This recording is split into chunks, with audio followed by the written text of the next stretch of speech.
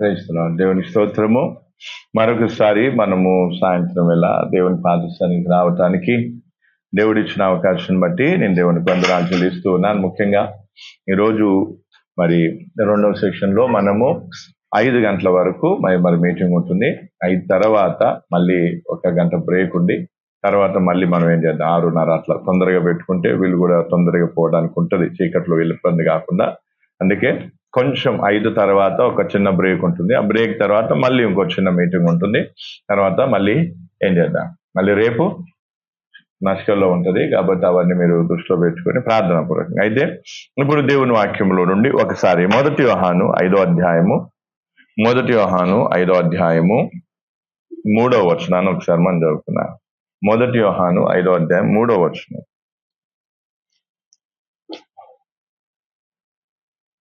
1 యోహాను 5వ అధ్యాయం 3వ వచనం.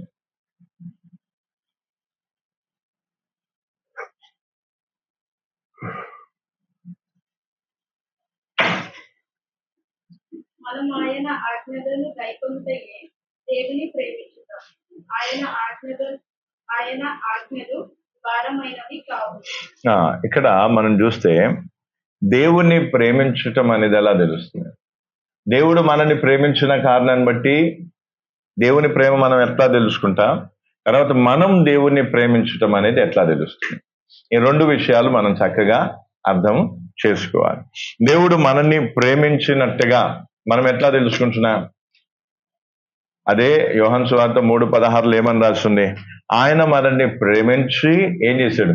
తన అద్వితీయ కుమారుని మన కోసం ఏం చేశాడు? త్యాగం చేసినట్టుగా మనం చూస్తాం. దేవుడు మనల్ని ప్రేమించినట్టుగా మనం ఏం చేస్తున్నాం? అక్కడ చాలా క్లియర్ గా చూస్తూ ఉన్నాం. దేవుడు మనల్ని ప్రేమించినట్టుగా మనం ఏం కావాలి? మొదట గ్రహించాలి. అలాగే మనము దేవుణ్ణి ప్రేమించాలి. దేవుణ్ణి మనం ప్రేమించాలంటే మొదట ఏం కావాలి? దేవుడు మనల్ని ప్రేమించాడా లేదా అనేది ఏం కావాలి? తెలుసుకోవాలి. కాబట్టి దేవుడు మనల్ని ప్రేమించడం కోసం ఏం చేశాడంటే, అందుకే అక్కడ మనం చూసినట్లయితే 2 వచనాలు, మళ్ళీ దానికి సంబంధించిన వచనాలు చదువుకుందాం. యోహాను సువార్త 3:16. దేవుడు లోకమును ఏం చేసిన? ఎంతో ప్రేమించను కాగా ఏమంట? ఆయన తన అద్వితీయ కుమారునిగా పుట్టిన వానందు విశ్వాసముంచు ప్రతివారు నశింపక నిత్య జీవం పొందినట్లు ఆయనను అనుగ్రహించును. అంటే దేవుడు లోకమును ప్రేమించి ఈ లోకానికి తన కుమారుణ్ణి ఏం చేశాడు? అనుగ్రహించాడు. దేవుడు లోకమును ప్రేమించి ఈ లోకానికి ఏం చేశాడంట? తన కుమారుణ్ణి అనుగ్రహించున్నాడు. అలాగే రోమీయులకు రాసిన పత్రిక 5వ అధ్యాయంలో కూడా అక్కడ మనం చూస్తే 8వ వచనం, అయితే దేవుడు మన ఎడల తన ప్రేమను వెల్లడి పరచుచున్నాడు. ఎట్లనగా మనం ఇంకనూ పాపులమై ఉండగానే క్రీస్తు మన కొరకు ఏమైనా చనిపోయేను. ఇక్కడ ఈ 2 వచనాలు మనకేం చెప్తున్నాయి? దేవుడు మనల్ని ప్రేమించి ఉన్నాడు. దేవుడు నన్ను ప్రేమించాడని ఎట్లా తెలుస్తుంది అంటే, దేవుడు మనల్ని ప్రేమించి మాటలతోనే కాదు, ఏం చేశాడంట? చేష్టలు కూడా చూపించాడు. అంటే ప్రవర్తన ద్వారా కూడా.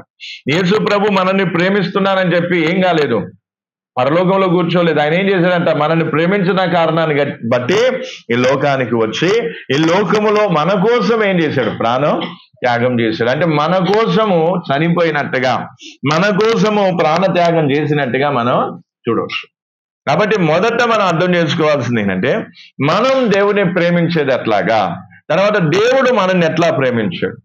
ఈ 2 విషయాలు మంచిగా అర్థం చేసుకో. దేవుడు మనల్ని ఎట్లా ప్రేమించాడు అనే విషయం మనకు చాలా స్పష్టంగా అర్థమైతే అప్పుడు మనం తిరిగి దేవుని ప్రేమిస్తాం. అయితే దేవుని ప్రేమించినప్పుడు ఏం చేస్తామంట? దేవుడిచ్చిన ఆజ్ఞను గైకొంటా.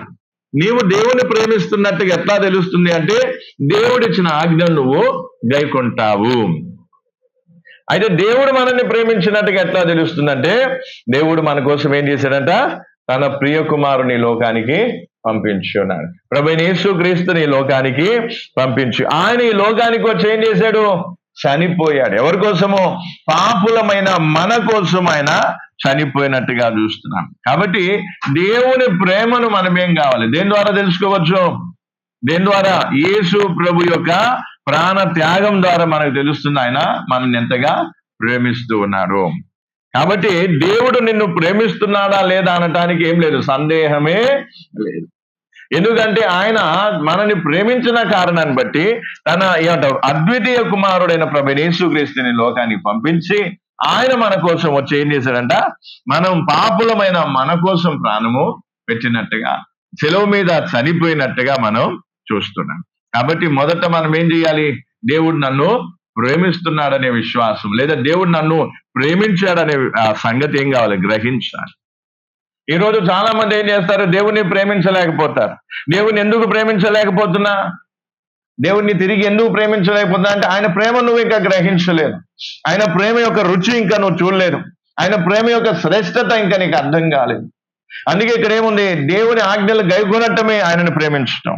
ఈ రోజు చాలా మంది దేవుని ఆజ్ఞలు గైకొనలేకపోతారు. చాలా మంది దేవుని ఆజ్ఞలు ఏం చేయలేరు, గైకొనరు. చాలా మంది దేవుని ఆజ్ఞలు ఏం చేయరు, గైకొనరు. వారికి సంఘములో ఉన్నటువంటి క్రమాలు వారికి నచ్చం. ప్రార్థన విషయం కానీ, లేదా వాక్యం విషయం కానీ, టైంకి రమ్మనే విషయం కానీ, లేదా ఏదైతే వాక్యం సంఘములో ఉన్నటువంటి క్రమాలు ఉన్నాయో, పద్ధతులు ఉన్నాయో అవి వారికి నచ్చం. ఎందుకు నచ్చటం లేదంటే వారు తిరిగి దేవుణ్ణి ప్రేమించడం, దేవుని ప్రేమించటం లేదంటే వీరు దేవుని ప్రేమను ఇంకా గ్రహించలేరు. దేవుని ప్రేమను గ్రహిస్తే దేవుని ఆజ్ఞలు గైకొనటం నీకేం కాదు, కష్టంగా ఉండదు. దేవుని ఆజ్ఞల్లో నీకు ఆనందం ఉంటుంది, దేవునికి విధేయత చూపటంలో నీకు సంతోషం ఉంటుంది, నీకు సంతృష్టి ఉంటుంది. ఈరోజు దేవుని ఆజ్ఞల్ని గాలికి వదిలేసి దేవుడు ఒకటి చెప్తే మనం ఒకటి ఎందుకు చేస్తున్నాం, ఎందుకంటే తిరిగి దేవుణ్ణి మనం ప్రేమించటం లేదు. తిరిగి మనం దేవుణ్ణి ఏం చేయట్లేదు, ప్రేమించటం. తిరిగి దేవుణ్ణి ప్రేమించేది ఎవరు అంటే దేవుని ప్రేమను గ్రహించిన వారు. ఎవరైతే దేవుని ప్రేమను గ్రహిస్తారో వాళ్ళే తిరిగి దేవుణ్ణి ప్రేమిస్తారు. అర్థమైందా? అందుకే దేవుని ప్రేమను గ్రహించటం అనేది, దేవుని ప్రేమను తెలుసుకోవటం అనేది చాలా ప్రాముఖ్యమైన విషయం. అందుకే దేవుడు ఈ రోజు నిన్ను ప్రేమిస్తున్నాడా లేదా అంటే, అవును దేవుడు నన్ను ప్రేమిస్తున్నాడు. ఎలా చెప్పగలవు అంటే, ఆయన ప్రియ కుమారుడైన యేసు ప్రభు చేసిన ప్రాణ త్యాగం వల్ల ఏం తెలుస్తుంది, ఆయన మన పట్ల చూపిన ప్రేమ తెలుస్తుంది. సిలువలో 2000 సంవత్సరాల క్రితం యేసు ప్రభు సిలువలో వేలాడి తన ప్రాణమును పెట్టిన విధానం మనకి ఏం సూచిస్తుంది, దేవుడు నన్ను ప్రేమిస్తున్నాడు. కాబట్టి ఆయన నన్ను ప్రేమిస్తున్నాడు అనడానికి ఏం లేదు, ఎటువంటి సందేహం లేదు. అందుకే మొదట దేవుడు నిన్ను ప్రేమిస్తున్నాడా లేదా అనేది నువ్వు తెలుసుకోగలిగితే, దాన్ని నువ్వు గ్రహించగలిగితే, నువ్వు తిరిగి దేవుణ్ణి ఏం చేస్తా, ప్రేమించగలుగుతా. నువ్వు తిరిగి దేవుణ్ణి ప్రేమించగలుగుతా. దేవుణ్ణి తిరిగి నువ్వు ప్రేమించడం అంటే ఎట్లాగా, ఆయన ఆజ్ఞలు గైకొనటం, సంఘములో ఉన్నటువంటి క్రమాలు. అందుకే మనకు చాలా మంది ఏమవుతున్నారు, సంఘములో ఉన్నటువంటి కొన్ని క్రమాలకు కట్టుబడటం లేదు. కట్టుబడి ఎందుకు ఉండటం లేదు, ఎందుకంటే వారికి అది కొంచెం భారంగా అనిపిస్తుంది. ఉదయాన్నే 5:30కి లేచి ప్రార్థనలో కూర్చోవడం వాళ్ళకి భారంగా అనిపిస్తుంది, లేదా సాయంత్రం బైబిల్ క్లాసులో కూర్చోవడం భారంగా అనిపిస్తుంది, లేకపోతే ఏదైనా సంఘములో ఉన్నటువంటి క్రమాలు లేదా వాక్య ప్రకారమైన ఏవైతే ఆజ్ఞలు ఉన్నాయో, క్రమం ఉందో, మర్యాద ఉందో, దాన్ని పాటించడం వీళ్ళకి కష్టం అవుతుంది. ఎందుకు అంటే వీరికి ఏం లేదు, దేవుణ్ణి ప్రేమించే ప్రేమ, దేవుని ప్రేమను వీళ్ళు ఇంకా గ్రహించలేదు. స్వార్థంగా ఆలోచించి స్వార్థంగా ప్రవర్తిస్తున్నారు. అందుకే ఈ రోజు అర్థం చేసుకోవాల్సింది ఏంటంటే, దేవుని ప్రేమను ఏం కావాలి, మొదట గ్రహించాలి. నువ్వు దేవుని ప్రేమను గ్రహించకపోతే ఏమవుతుంది, నువ్వు తిరిగి దేవుణ్ణి ప్రేమించలేవు. దేవుణ్ణి నువ్వు ప్రేమించకపోవడమే కాకుండా దేవుని ఆజ్ఞలు నువ్వు గైకొనలేవు. దేవుని ఆజ్ఞలు గైకొనకపోవడమే కాకుండా సంఘములో ఉన్నటువంటి క్రమానికి, మర్యాదకు నువ్వు కట్టుబడి ఉండవు. నువ్వు సంఘానికి వస్తావు, ప్రార్థనకు వస్తావు, కానీ అట్ ద సేమ్ టైంలో విచ్చలవిడిగా బ్రతుకుతావు. నీకు నచ్చిన విధంగా నువ్వు బ్రతకాలనుకుంటా. అంటే నీవు సంఘములో దేవుడిచ్చినటువంటి ఆజ్ఞలు, దేవుడిచ్చినటువంటి ఏవైతే నియమాలు, శాసనాలు ఉన్నాయో వాటిని గైకొనటానికి నువ్వేం కావట్లేదు, సిద్ధంగా లేవు. ప్రార్థనకు వస్తాం, వాక్యం వెంట, కానీ వ్యక్తిగత జీవితంలో యథాతథ జీవితం అంటే స్వేచ్ఛపూర్వకమైన యాదేచ్ఛతో కూడినటువంటి జీవితాన్ని జీవిస్తూ ఉంటా. అంటే అర్థమేంటి, నువ్వు తిరిగి దేవుణ్ణి ఏం చేయట్లేదు, ప్రేమించడం లేదు. దేవుని నువ్వు తిరిగి ప్రేమించడం లేదంటే దేవుని ప్రేమను ఇంకా నువ్వు గ్రహించలేదు. అందుకే ఈరోజు కావాల్సిన ఏంటి, ప్రతి సంఘానికి వచ్చే ప్రతి విశ్వాసికి దేవుని ప్రేమ అంటే ఏంటో తెలియాలి, దేవుని ప్రేమ యొక్క గొప్పతనం ఏంటో తెలియాలి. అప్పుడే ఆ వ్యక్తిలో ఏమొస్తుంది, మార్పు వస్తుంది. ఈరోజు మార్పు రాకపోవడానికి కారణం ఎందుకంటే వాళ్ళు ఏం చేస్తున్నారు, దేవుని ప్రేమను గ్రహించటం లేదు. ఏదో నామకార్థంగా ఏదో సాధారణంగా వాళ్ళు జీవిస్తూ ఉన్నారు. అట్లా జీవించడం వల్ల వచ్చిపోవడం వల్ల ఏమైతుంది, ప్రార్థనకి పోతున్నట్టే కానీ సేమ్ టైంలో ఏం చేస్తున్నారు, దేవుని వాక్యానికి విరుద్ధంగా క్రియలు చేస్తూ ఉంటాం. అందుకే ఈరోజు దేవుని ప్రేమను ఏం చేయాలంట, గ్రహించాలి. దేవుని ప్రేమను ఏం చేయాలి, గ్రహించాలి.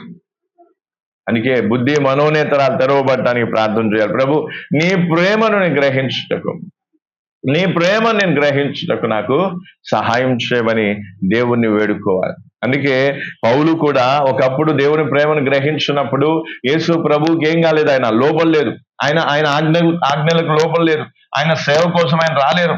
కానీ ఎప్పుడైతే పౌలు తన జీవితంలో దేవుని ప్రేమను గ్రహించాడో అప్పుడు యేసు ప్రభు వెంబడించడం, యేసు ప్రభుని అనుసరించడం అనేది చేయటం జరిగింది. అందుకే ఇక్కడ మనం అర్థం చేసుకోవాల్సింది ఏంటంటే దేవుని ప్రేమ మనం ఏం చేయాలి, గ్రహించాలి. ఇంకా వచనాన్ని చదివి కొంచెం అందరూ శ్రద్ధగా వినాలి. మనం టైంపాస్ చేయటం లేదు, ఇక్కడ ఏదో వచ్చాం కాబట్టి కొద్దిగా సమయం మనం ఏం చేసుకున్నాం, ఏదో కొంచెం ఖాళీగా ఉండకుండా కొంచెం వాక్యం వినిపోదాం. ఇది బుర్రకథ కాదు, ఇదేమో మామూలుగా టైంపాస్ చేసే మాటలు కావు. కాబట్టి ఈ మాటల చేత మీ జీవితంలో ఏం కావాలి, మార్పు రావాలి. అర్థమవుతుందా? మిగతావన్నీ వినటానికి వాక్యం వినటానికి చాలా తేడా ఉంటుంది, ఆకాశానికి భూమికి ఉన్నంత తేడా. మిగతా లోకంలో ఉన్నవి ఏవి విన్నా సరే అవి నీ జీవితాన్ని మార్చలేవు, కానీ ఈ వాక్యం వింటే నీ జీవితాన్ని మారుస్తుంది. ఈ వాక్యంలో ఏముందంట, శక్తి ఉంది. ఈ వాక్యంలో ఏముందంట, బలం ఉంది.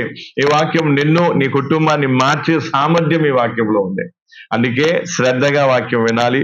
కాబట్టి ఈ వాక్యాన్ని వినటంలో ఏం కాదు, నిర్లక్ష్యం చేయవద్దు. అందుకే మరొకసారి ఇక్కడ మనం చూస్తున్నట్లయితే 1 యోహాను 4వ అధ్యాయము 10వ వచనంలో ఒకసారి మనం చదివితే 1 యోహాను 4వ అధ్యాయం 10వ వచనం, మనం దేవుణ్ణి ప్రేమించితిమని కాదు, తానే మనల్ని ప్రేమించి మన పాపములకు ప్రాయశ్చిత్తమై ఉండుటకు తన కుమారుని పంపెను. ఏముందట, తన కుమారుని పంపెను. ఇందులో ప్రేమ ఉన్నది. ఇందులో ఏమున్నదట, ప్రేమ. అంటే దేవుని ప్రేమ మనం ఎట్లా తెలుసుకుంటున్నా, దేవుని ప్రేమ మనం ఎట్లా తెలుసుకుంటున్నా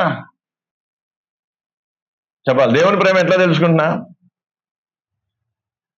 ఆశీర్వాదం పొందటం వలన, స్వస్థతలను పొందటం వలన. ఈరోజు చాలా మంది ఏం చేస్తారు, దాంతో కంపారిజన్ చేస్తారు. ప్రభు, మేము కష్టాల్లో ఉన్నా, మా కష్టాలు తీరిస్తే నువ్వు నన్ను ప్రేమించినట్టు, నాకు రోగం ఉంది, నా రోగాన్ని స్వస్థపరిస్తే నువ్వు నన్ను ప్రేమించినట్టు, నాకు ఆర్థిక ఇబ్బందులు ఉన్నాయి, అవి తీర్చావనుకో నువ్వు నన్ను ప్రేమించినట్టు, లేదంటే నువ్వు నన్ను ప్రేమించినట్టు. ఇది కాదు. దేవుని ప్రేమ మనకు ఎందులో తెలుస్తుందంట, యేసు ప్రభువులో.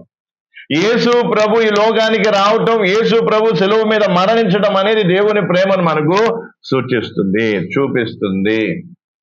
కాబట్టి ఈరోజు ఏం కావాలంట, యేసు ప్రభు చేసిన ప్రాణత్యాగాన్ని, తనకు ప్రియ కుమారుడైన యేసు ప్రభు చేసిన ప్రాణత్యాగాన్ని మనం గ్రహించినప్పుడు, దాన్ని దర్శించినప్పుడు, దాన్ని మనం చూసినప్పుడు దేవుని ప్రేమ మనకేమవుతుంది అందులో అందుకే ఇందులో ప్రేమ ఉన్నది. ఎందులో తండ్రి కుమారుని పంపటంలో ప్రేమ ఉన్నది, కుమారుడి లోకానికి రావటంలో ప్రేమ ఉన్నది, కుమారుడి లోకంలోనికి వచ్చి శిలువ మీద మరణించడంలో ప్రేమ ఉన్నది. ఆ ప్రేమ ఎక్కడైతుందో ఆ ప్రేమను మనం గ్రహించాలి. చాలాసార్లు మనం ఏం చేస్తాం, దేవునికి కండిషన్ పెడతాం, దేవునికి షరతులు పెడతాం. ఏమని, ప్రభువా నువ్వు ఇది చేస్తే, నువ్వు అది చేస్తే, నువ్వు ఇట్లా చేస్తే నువ్వు నన్ను ప్రేమించినట్టు, నువ్వు నన్ను వదిలిపెట్టినట్టు, నువ్వు నాతో ఉన్నట్టు. ఇవన్నీ కూడా వాక్య జ్ఞానం లేని మూర్ఖులు చేసేటువంటి పని. కాబట్టి ఇక్కడ మనం అర్థం చేసుకోవాల్సింది ఏంటంటే, ఆయన నిన్ను ప్రేమిస్తున్నాడు. ఆ ప్రేమను గ్రహించాలి, కానీ ఆయనకు షరతులు పెట్టి ఆయనతో ఏదో నువ్వు ఇది చేస్తే నన్ను ప్రేమించినట్టు అని చెప్పడం అనేది మూర్ఖత్వంతో కూడిన విషయం.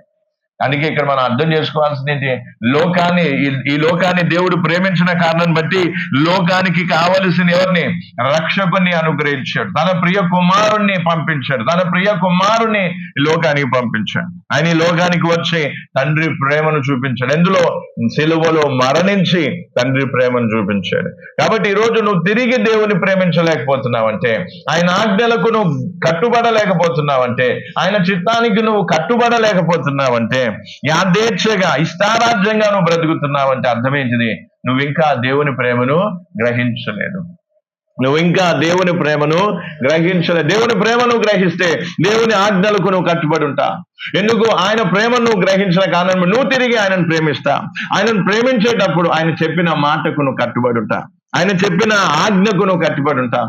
ఆయన చెప్పిన ఏదైతే విషయం ఉందో దానికి నువ్వు లోబడతావు. ఈ రోజు దేవుని ఆజ్ఞను ఎందుకు గైకొనటం లేదు? దేవుని ఆజ్ఞను గైకొనటంలో ఎందుకు శ్రద్ధ చూపటం లేదు? దేవుని ఆజ్ఞలు గైకొనటంలో ఎందుకు మనం పట్టుదల కానీ ఆ రోషం కానీ ఎందుకు లేదు అంటే ఏం లేదు, ప్రేమ లేదు. ప్రేమ లేదు, ఎందుకంటే దేవుని ప్రేమ నువ్వు ఇంకా గ్రహించలేదు. దేవుని ప్రేమ నువ్వు గ్రహించినప్పుడే తిరిగి నువ్వు దేవుణ్ణి ప్రేమించగలుగుతావు. తిరిగి నువ్వు దేవుణ్ణి అందుకే ఇక్కడ ఏముంది? ఇందులో ప్రేమ ఉన్నది. ఎందులో ప్రేమ ఉన్నది? దేవుని ప్రేమ. శరీరపరమైన ఆశీర్వాదాల్లో దేవుని ప్రేమ. ఎందులో ప్రేమ ఉన్నదంట? శరీరపరమైన ఆశీర్వాదాల్లో కాదు, లేదా స్వస్థతల్లో కాదు, లేదా ఈ లోకరీతి ఆశీర్వాదాల్లో కాదు. ఎందులో ఉందంట? యేసు ప్రభు శిలువ మీద చేసిన ప్రాణ త్యాగములో దేవుని ప్రేమ ఉంది. కాబట్టి నీ జీవిత కాలంలో నువ్వేం చేయాలి? యేసు ప్రభు చేసిన త్యాగాన్ని నువ్వు గ్రహించాలి. యేసు ప్రభు చేసిన త్యాగాన్ని నువ్వు చూడాలి. శిలువ మీద ఆయన పెట్టిన ప్రాణ త్యాగము నువ్వేం చేయాలి? చూడాలి. అది నువ్వు చూసినప్పుడు ఆయన ప్రేమ నీకేమైతుంది? అర్థమవుతుంది. ఆయన ప్రేమ నీకు అర్థమవుతుంది.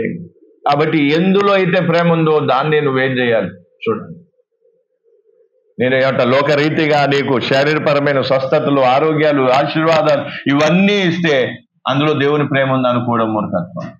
దేవుడు మన పరలోకపు తండ్రి కాబట్టి ఆకాశ పక్షులను పోషిస్తున్న కారణాన్ని బట్టి, లేదా భూజంతువులను పోషిస్తూ ఉన్నాడు, లేదా ఈ లోకంలో ఉన్న అనేకమైన వాటిని ఆయన పోషిస్తున్నాడు కాబట్టి ఆయన మనను కూడా పోషిస్తాడు. ఎందుకంటే ఆయన మన సృష్టికర్త కాబట్టి. ఆయన మన సృష్టికర్త. అందులో దేవుని బాధ్యత మనకు తెలుస్తుంది. కానీ బాధ్యతకు ప్రేమకు చాలా వ్యత్యాసం అనేది ఉంటుంది. ఆయన మనకు శరీరపరమైన అవసరాలు తీరిస్తే మనల్ని ప్రేమించడం అనేది కాదు. వాటికంటే ముఖ్యంగా ఏమిచ్చాడంట? తన కుమారుడు, ప్రియ కుమారుడు. అందుకే రోమియోలకు రాసిన పత్రిక చూడండి. మంచిగా ఒకవేళ ఎవరైనా వినలేకపోతే లేచి నిలబడండి, మోకాల మీద ఉండండి, మంచిగా ప్రార్థన చేయండి. మధ్యలో డిస్టర్బ్ చేయొద్దు వాక్యం చెప్పేటప్పుడు. నేను అందరినీ గమనిస్తున్నాను, జాగ్రత్తగా వినండి. రోమియోలకు రాసిన పత్రిక 8వ అధ్యాయము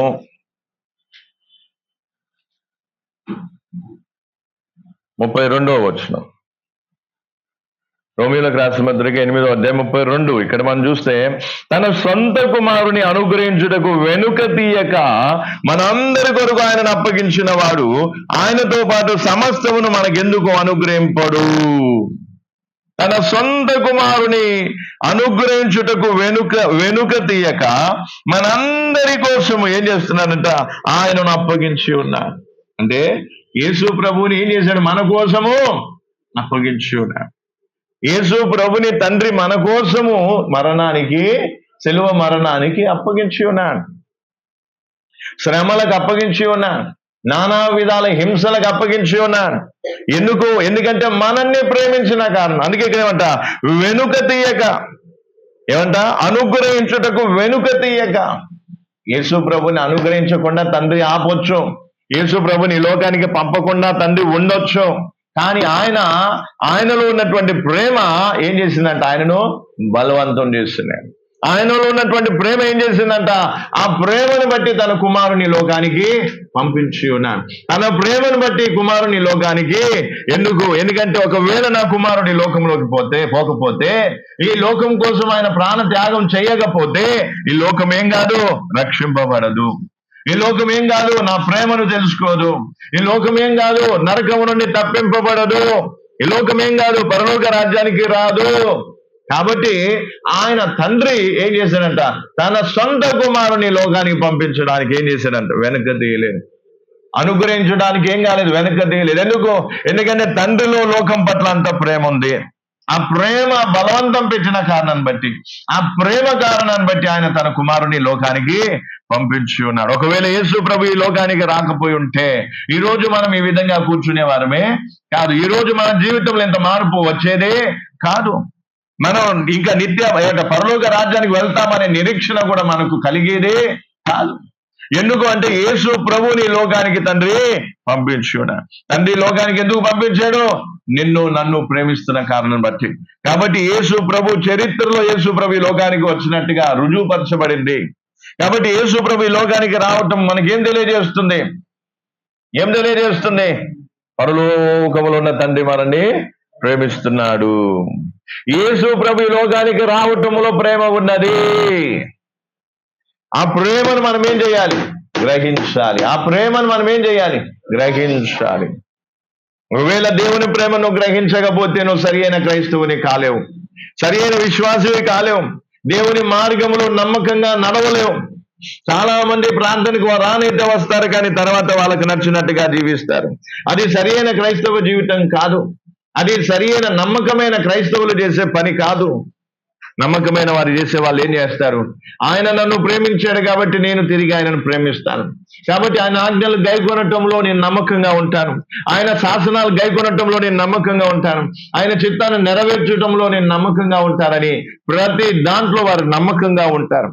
కాబట్టి విశ్వాసి అంటే నమ్మకంగా ఉండేవాడే విశ్వాసి.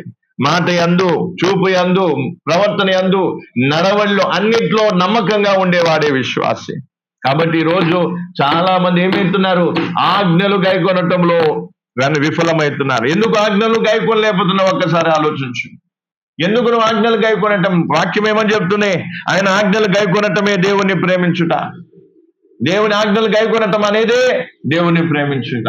అంటే నువ్వు దేవుని ఆజ్ఞలు గైకొనటం లేదంటే అర్థం ఏంటిది? నీకు దేవుని ప్రేమ లేదు. దేవుని ప్రేమ లేదంటే దానికి అర్థం ఏంటిది? దేవుని ప్రేమ ఏంటో నీవు ఇంకా గుర్తెరగలేదు, దాన్ని ఇంకా నువ్వు గ్రహించలేదు. యేసు ప్రభు శిలువ మీద చేసిన త్యాగాన్ని నువ్వు ఇంకా ఏం కాలేదు? గ్రహించటం లేదు. అవును, యేసు ప్రభు మన కోసం శిలువలో చనిపోయాడనే పదాన్ని వాడుతున్నావేమో, కానీ దాని తీవ్రతను గ్రహించలేకపోతున్నాను. అందుకే ఈరోజు చాలా మంది దేవుని ఆజ్ఞలు ఏం కావట్లేదు? గైకొనటం లేదు. దేవుడు చెప్పిన మాటకు ఏం కావట్లేదు? లోబడటం లేదు. అందుకే ఎప్పుడైనా నీలో అవిధేయత కనిపిస్తుందంటే అర్థం చేసుకో, నీకు ఇంకా ఏం లేదు ప్రేమ. దేవుని ప్రేమించిన వారు ఏం చేస్తారు? ఎట్టి పరిస్థితుల్లోనైనా ఆయన ఆజ్ఞను గైకొంటారు. దేవుని ప్రేమించిన షద్రకు మేషకు అబేద్నెగోలు చూడండి. షద్రకు మేషకు అబేద్నెగోలను ఆపే వాళ్ళు లేరు. షద్రకు మేషకు అబేద్నెగోలు వాళ్ళ గురించి వాళ్ళకు చెప్పే వాళ్ళు లేరు. ఎవరు లేకపోయినా సరే వాళ్ళు దేవుని ప్రేమిస్తున్న కారణాన్ని బట్టి మేము విగ్రహారాధన చెయ్యము, మేము దేవుని వాక్యానికి విరుద్ధంగా ఈ కార్యము చెయ్యము అని చెప్పి వారు అగ్ని గుండములో కాలి బూడిదైపోవడానికి సిద్ధపడ్డారే తప్ప వాళ్ళు ఏం కాలేదు? రాజీ పడలేదు. రాజు కోపానికి భయపడలేదు, మనుషుని కోపానికి భయపడలేదు, లేదా స్వార్థపూరితంగా ఆలోచించలేదు, వారి శరీరం గురించి ఆలోచించలేదు. దేవుని ఆజ్ఞలు గైకునే వారు ఎప్పుడు కూడా శరీరం గురించి ఆలోచించరు. దేవుని ఆజ్ఞలు గైకునే వాళ్ళు ఎప్పుడు కూడా శరీర బాగోగుల గురించి ఆలోచించరు. దేవుని ఆజ్ఞలు గైకునే వాళ్ళు ఎప్పుడూ కూడా శరీరంకు కావలసిన అవసరాల గురించి ఆలోచించరు. నువ్వు శరీరం గురించి ఆలోచిస్తున్నావంటే నువ్వు దేవుని ఆజ్ఞలు గైకునే వ్యక్తివి కాదు. నీలో దేవుని ప్రేమ లేదు. ఒకవేళ తండ్రి కుమారుని లోకానికి పంపించినప్పుడు యేసు ప్రభు సిలువలో చనిపోయేటప్పుడు తన శరీరాన్ని అప్పగించుకున్నాడు. తన శరీరాన్ని అప్పగించుకున్నాను, నలగొట్టబట్టానికి అప్పగించుకున్నాను, ఏమంట ముళ్ళ కిరీటం పెట్టబట్టానికి అప్పగించుకున్నాను, సిలువ మేకులతో చేతులు కాళ్ళు కొట్టబట్టానికి అప్పగించుకున్నాడు. అంటే ఆయన తన ప్రేమను వెల్లడిపరిచేటప్పుడు ఆయన తన శరీరాన్ని వెనక్కి తీసుకోలేదు, తన శరీరాన్ని గురించి ఆలోచన చేయలేదు. అలాగే నువ్వు దేవుని ప్రేమించే వ్యక్తివైతే, నిజంగా నువ్వు దేవుని ప్రేమించే వ్యక్తివైతే నీవు దేవుని నీ శరీరం గురించి నువ్వు ఆలోచన చేయవు. షద్రకు మేషకు అబేద్నెగో దానికి నిదర్శనము. షద్రకు మేషకు అబేద్నెగోలు ఏం చేశారు? మేము మా శరీరాలు కాలిపోవడానికి ఏం చేస్తాం? అగ్ని గుండంలో వెళ్ళిపోవడానికి సిద్ధమే, కానీ దేవుని ఆజ్ఞను మాత్రం మీరము. హల్లెలూయా. అలాంటి గొప్ప సమర్పణ ఎవరికి ఉంటుంది? దేవుని ప్రేమ ఉన్న వారికి ఉంటుంది. దేవుని ఆజ్ఞలు గైకొనేది ఎవరు? దేవుని ప్రేమ కలిగిన వారు. దేవుని ఆజ్ఞలు గైకొనేది ఎవరు? తమ శరీరాన్ని అప్పగించుకునేవారు. ఈ శరీరంలో కష్టాలు పడాల్సి వచ్చినా పడతాను, కానీ దేవుని ఆజ్ఞను మాత్రం మీరను. ఈ శరీరంలో ఆకలిని అనుభవించాల్సి వచ్చిన వస్త్రహీనత లేదా నిందలు, అవమానాలు, ఎన్ని రకాల బాధలు, ఎన్ని రోగాలు భరించాల్సి వచ్చినా భరిస్తానేమో, కానీ దేవుని ఆజ్ఞను మాత్రం మీరను అనేది ఎవరు? దేవుని ప్రేమ కలిగిన వారు చేసే, దేవుని ప్రేమ కలిగిన వారికి ఉన్నటువంటి సమర్పణ. అందుకే మధ్యాహ్నం వేళ షద్రకు మేషకు అబేద్నెగోను చూడం. ఎప్పుడు కూడా నీ శరీరం గురించి నువ్వు ఆలోచిస్తున్నావంటే, నీ శరీర బాగోగులను ముందు పెడుతున్నావంటే నువ్వు దేవుని ప్రేమించే వ్యక్తివి కాదు, నువ్వు దేవుని ఆజ్ఞలను గైకొనే వ్యక్తివి కాదని చాలా స్పష్టంగా తెలుస్తుంది. అందుకే ఈ రోజు నువ్వు దేని గురించి ఆలోచిస్తున్నా, ఇంత శ్రేష్టమైన వాక్యం వింటూ కూడా, ఇంత శ్రేష్టమైన సహవాసం చేస్తూ కూడా, ఇంత చక్కని సహవాసాన్ని ఇచ్చే పాస్టర్ని కలిగి ఉన్నా కూడా నీ కోసం, నీ ఆత్మ కోసం, నీ కుటుంబం కోసం ప్రయాసపడుతుండడం చూసి కూడా ఈ రోజు నీ శరీర సుఖ భోగాల కోసం నువ్వు ఆలోచిస్తున్నావు. నీ శరీరం గురించి నువ్వు ఆలోచిస్తున్నావు అంటే నువ్వు దేవుని ప్రేమ కలిగిన వ్యక్తివి కాదు. నీ శరీరం గురించి నువ్వు ఆలోచిస్తున్నావు అంటే దేవుని ఆజ్ఞలు గైకొనే వ్యక్తివి కాదు. అందుకే ఈ రోజు ఏం చేయాలంట? దేవుని సన్నిధిలో ఏం చేయాలి? నువ్వు దేవుని ప్రేమించటం లేదనే విషయం తెలుసుకో. ఆయన నిన్ను ప్రేమించిన కారణాన్ని బట్టి తన శరీరాన్ని అప్పగించుకున్నాడు. దిగంబరిగా సెలవు మీద వేలాడటానికి అప్పగించుకున్నాడు. మొగ్గు మీద ఉమ్మి వేయబట్టడానికి అప్పగించుకున్నాడు. 39 కొరణాలతో కొట్టబట్టడానికి అప్పగించుకున్నాడు. మరి నీవు ఆయనను ప్రేమించే వ్యక్తి అయితే నీ శరీరాన్ని నువ్వు ఎందుకు అప్పగించుకోవటం లేదు? నీ శరీరంలో కష్టాలు పడటానికి నువ్వు ఎందుకు సిద్ధంగా లేవు? నీ శరీరంలో నానా విధాల బాధలు అనుభవించడానికి ఎందుకు సిద్ధంగా లేవు? అదే శద్రకు మేషకు అబద్ధనోగు నీ స్థానంలో ఉంటే నీ పక్కన ఉన్న వారి స్థానంలో ఉంటే వారు తమ జీవితాన్ని అంటే వారి శరీరాన్ని అప్పగించుకొని వారు దేవుని కోసం కాలి బూడిదైపోవడానికి సిద్ధపడేవారు. ఈరోజు నువ్వు ఖాళీ నడకలు నడవలేని పరిస్థితి, ఒక పూట ఆకలి భరించలేని స్థితి, 4 పైసలు చేతుల్లో లేకపోయేసరికి దాని గురించి కూడా సనికి గునికి ఎందుకు ఇవన్నీ చేస్తున్నావు? ఎందుకంటే ప్రేమ లేదు. దేవుని ప్రేమ ఉంటే నువ్వేం చేస్తావు? ఏది ఏమైనా సరే, నా శరీరంలో ఎన్ని కష్టాలైనా సరే నేను పడతాను, కానీ ఆయన ఆజ్ఞను మాత్రం మీరు అబద్ధాలు, మోసాలు, మాయలు, ఏంటంటే అక్రమం, అన్యాయం, దౌర్జన్యం చేసి నేను ఏది చేయను. ఎందుకో నేను నిజాయితీగా సంపాదిస్తాను, నిజాయితీగా జీవిస్తాను, యథార్థంగా, నీతిగా, న్యాయంగా నేను బ్రతుకుతానని నువ్వు నిశ్చయించుకుంటాను. అందుకే దేవుని ఆజ్ఞను గైకొనే వారిలో ఉండేటువంటి సూచన ఏంటంటే వారు తమను తాము ఏం చేసుకుంటారు? అప్పగించుకుంటారు. తమను తాము అప్పగించుకుంటారు. ప్రభా, నేను ఎవరి ప్రాయంలో ఉన్నాను, ఎవరి ప్రాయంలో నాయన నేను నీకు అప్పగించుకున్నాను. నీ స్నేహం లేదు నాయన, ఈ శరీరం లేదు తండ్రి. ఇదిగో నిన్ను ప్రేమించిన కారణం బట్టి నీ ఆజ్ఞలు గైకొనటం కోసం నేను ఏం చేస్తున్నాను? అప్పగించుకుంటున్నాను. అలా నిన్ను నువ్వు అప్పగించుకుంటే. కానీ ఈరోజు చాలా మంది ఏం చేస్తారు? శరీర సుఖం కోసం దేవునికి అప్పగించుకోకుండా శరీరాన్ని వాళ్ళు పెట్టుకొని ఆ శరీరాన్ని ఎలా సుఖపెడదామా, ఆ శరీరాన్ని ఎలా సుఖపెడదామా, ఆ శరీరానికి కావలసిన పౌడర్లు, క్రీములు లేదా సెంటులు ఇవన్నీ ఎట్లా దాచిపెడదాం, ఎట్లా తెచ్చి పెడదామా? నీ శరీరం గురించి నువ్వు ఆలోచిస్తున్నావు అంటే అర్థమేంటిది? నీకు దేవుని మీద ప్రేమ లేదు, దేవుని ఆజ్ఞలు గైపుకునే వ్యక్తివి కాదు. అందుకే ఈ రోజు నువ్వు ఆలోచించాల్సిన శరీరం గురించి కాదు, దేని గురించి ఆలోచించాలి? దేవుడు నిన్ను ప్రేమించి ఏం చేశాడు? నీ ఆత్మకు రక్షణ కలిగించే మార్గాన్ని తెరిచాడు. అలాగే దేవుణ్ణి ప్రేమించే వ్యక్తి ఏం చేస్తాడు? తన ఆత్మ రక్షణ కోసం ఆలోచిస్తాడు. నశించిపోతున్న ఆత్మల గురించి ఆలోచిస్తాడే తప్ప శరీరం గురించి నువ్వు ఇంకా శరీరం గురించి ఆలోచిస్తున్నావంటే, ఇంకా శరీరాన్ని దేవునికి అప్పగించుకోవడంలో వెనకాడుతున్నావంటే, బాప్టిజం ఎందుకు తీసుకుంటా? నిన్ను నువ్వు దేవునికి అప్పగించుకోవడానికి తీసుకుంటా. బాప్టిజం ఎందుకు తీసుకుంటావు? నిన్ను నువ్వు దేవునికి అప్పగించుకోవడానికి తీసుకుంటావు. నువ్వు బాప్టిజం తీసుకోవడానికి వెనకాడుతున్నావంటే నీలో దేవుని ప్రేమ లేదు. నువ్వు బాప్టిజం తీసుకోవడానికి వెనకాడుతున్నావంటే నువ్వు దేవుని ఆజ్ఞకు లోబడే వ్యక్తివే కాదు. దేవుని మీద దయ చూపించి బాప్టిజాలు తీసుకోరు. దేవుని ఆజ్ఞ, దేవుని యొద్దకు మారు మనసు పొంది పశ్చాత్తాపం నొంది సంఘానికి వచ్చే ప్రతి ఒక్కరికి దేవుడిచ్చిన ఆజ్ఞ, తండ్రి కుమార పరిశుద్ధాత్మ నామములో నీటిలో మునిగి బాప్టిజం తీసుకోవాలనేది దేవుడిచ్చిన ఆజ్ఞ. ఆ ఆజ్ఞ నువ్వు గైకొనటం లేదంటే నీవు అప్పగించుకోవడానికి నువ్వు సిద్ధంగా లేవు.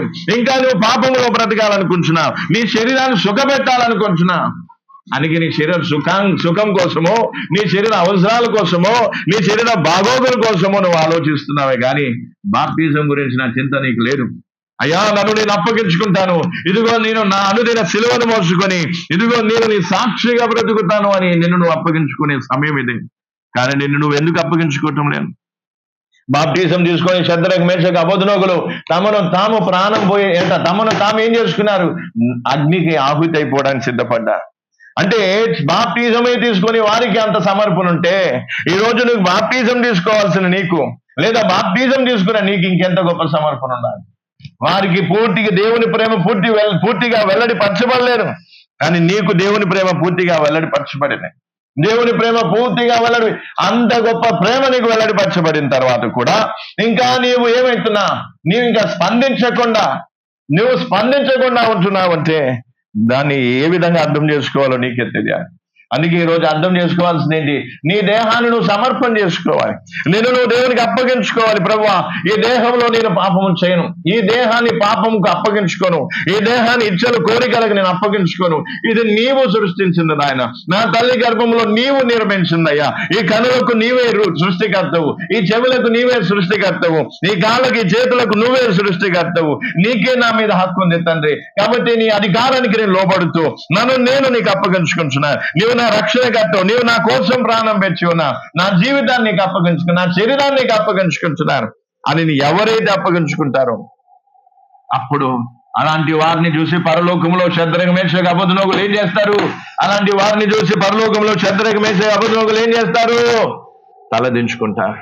వా బ్రదర్, వా సిస్టర్, నీకు నాకంటే ఎక్కువ ఏముంది? దేవుని ప్రేమ నీకుంది.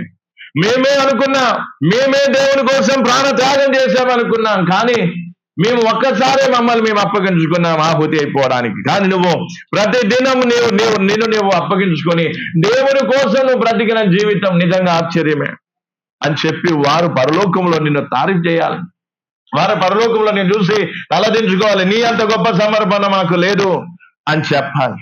ఈ రోజు శద్రక మేషక అబేద్నెగో గురించి విని కూడా ఈ రోజు నువ్వు ఆ సమర్పణ చేసుకోలేకపోతున్నా.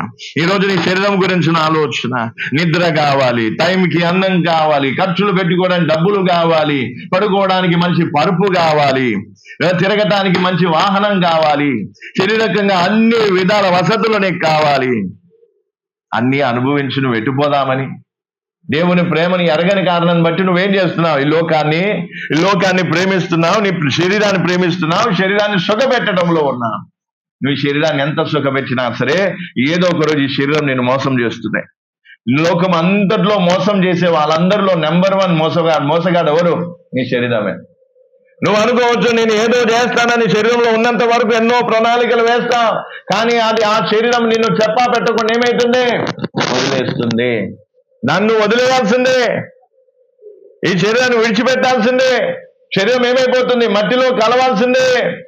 నువ్వు ఈ శరీరాన్ని ఎంత సుఖపెట్టినా, ఈ శరీరానికి కావాల్సినవన్నీ నువ్వు చేసి పెట్టినా తీసి పెట్టినా అది ఏం కాదు, ప్రయోజనం లేదు. అందుకే ఈరోజు అర్థం చేసుకోవాల్సింది ఏంటిది?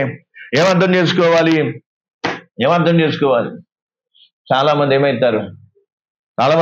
తమను తాము అప్పగించుకోవడంలో ఆలస్యం చేస్తారు. బ్రదర్, సిస్టర్, ఒకటేసారి గుర్తుపెట్టుకో.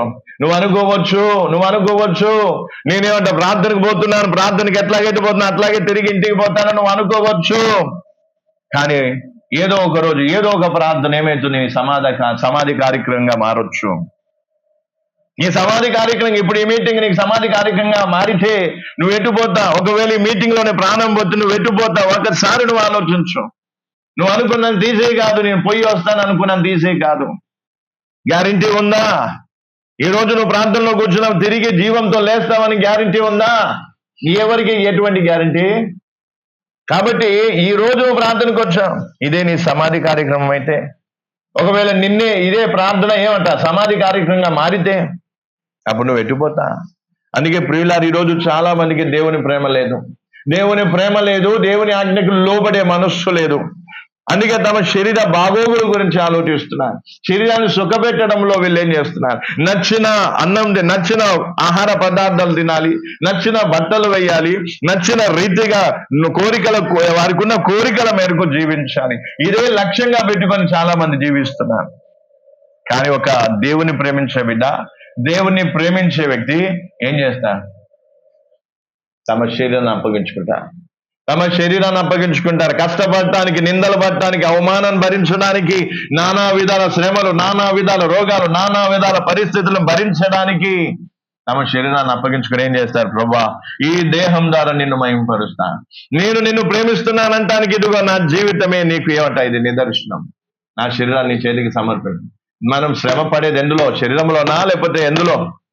శరీరమే కావాలి శ్రమ పడటానికి. ఆ శరీరాన్ని నువ్వు శ్రమ పడటానికి ఇవ్వటం లేదు, దేవుని ఆజ్ఞలు గైకొనడానికి ఇవ్వటం లేదు. ఎందుకంటే దేవుని ఆజ్ఞలు గైకొన్నప్పుడు మనకేమొస్తాయి? శ్రమలు వస్తాయి. వాక్యం చాలా తేటగా రాస్తుంది. శద్రక మేషక అబేద్నెగోలు ఎందుకు అగ్నిగుండంలో పోవాల్సి వచ్చింది? ఆజ్ఞలు గైకొన్న కారణాన్ని బట్టి. దానియేలు ఎందుకు సింహాల మధ్యలోకి వెళ్లాల్సి వచ్చింది? ఆజ్ఞను గైకొన్న కారణాన్ని బట్టి. పేతురు ఏం తలకిందులుగా సిలువ ఎందుకు వేయబడాల్సి వచ్చింది? ఆజ్ఞలను గైకొన్న కారణాన్ని బట్టి. పౌలు తల ఎందుకు నరికి వేయబడాల్సి వచ్చింది? ఆజ్ఞలు గైకొన్న కారణాన్ని బట్టి.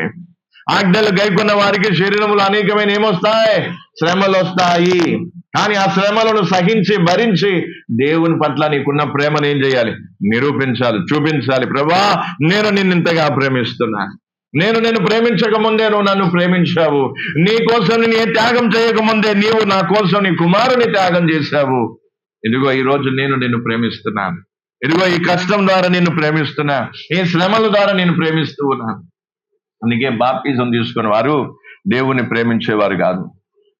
దేవుని ప్రేమించేవారు, వారి శరీరాన్ని ప్రేమించేవారు, వారి శరీర సుఖాన్ని ప్రేమించేవారు, శరీర బాగోగుల్ని ప్రేమించేవారు, ఈ లోకంలో ఉన్నటువంటి ఇచ్చల కోరికల మేరకు బ్రతకాలనుకునేవారు మాత్రమే.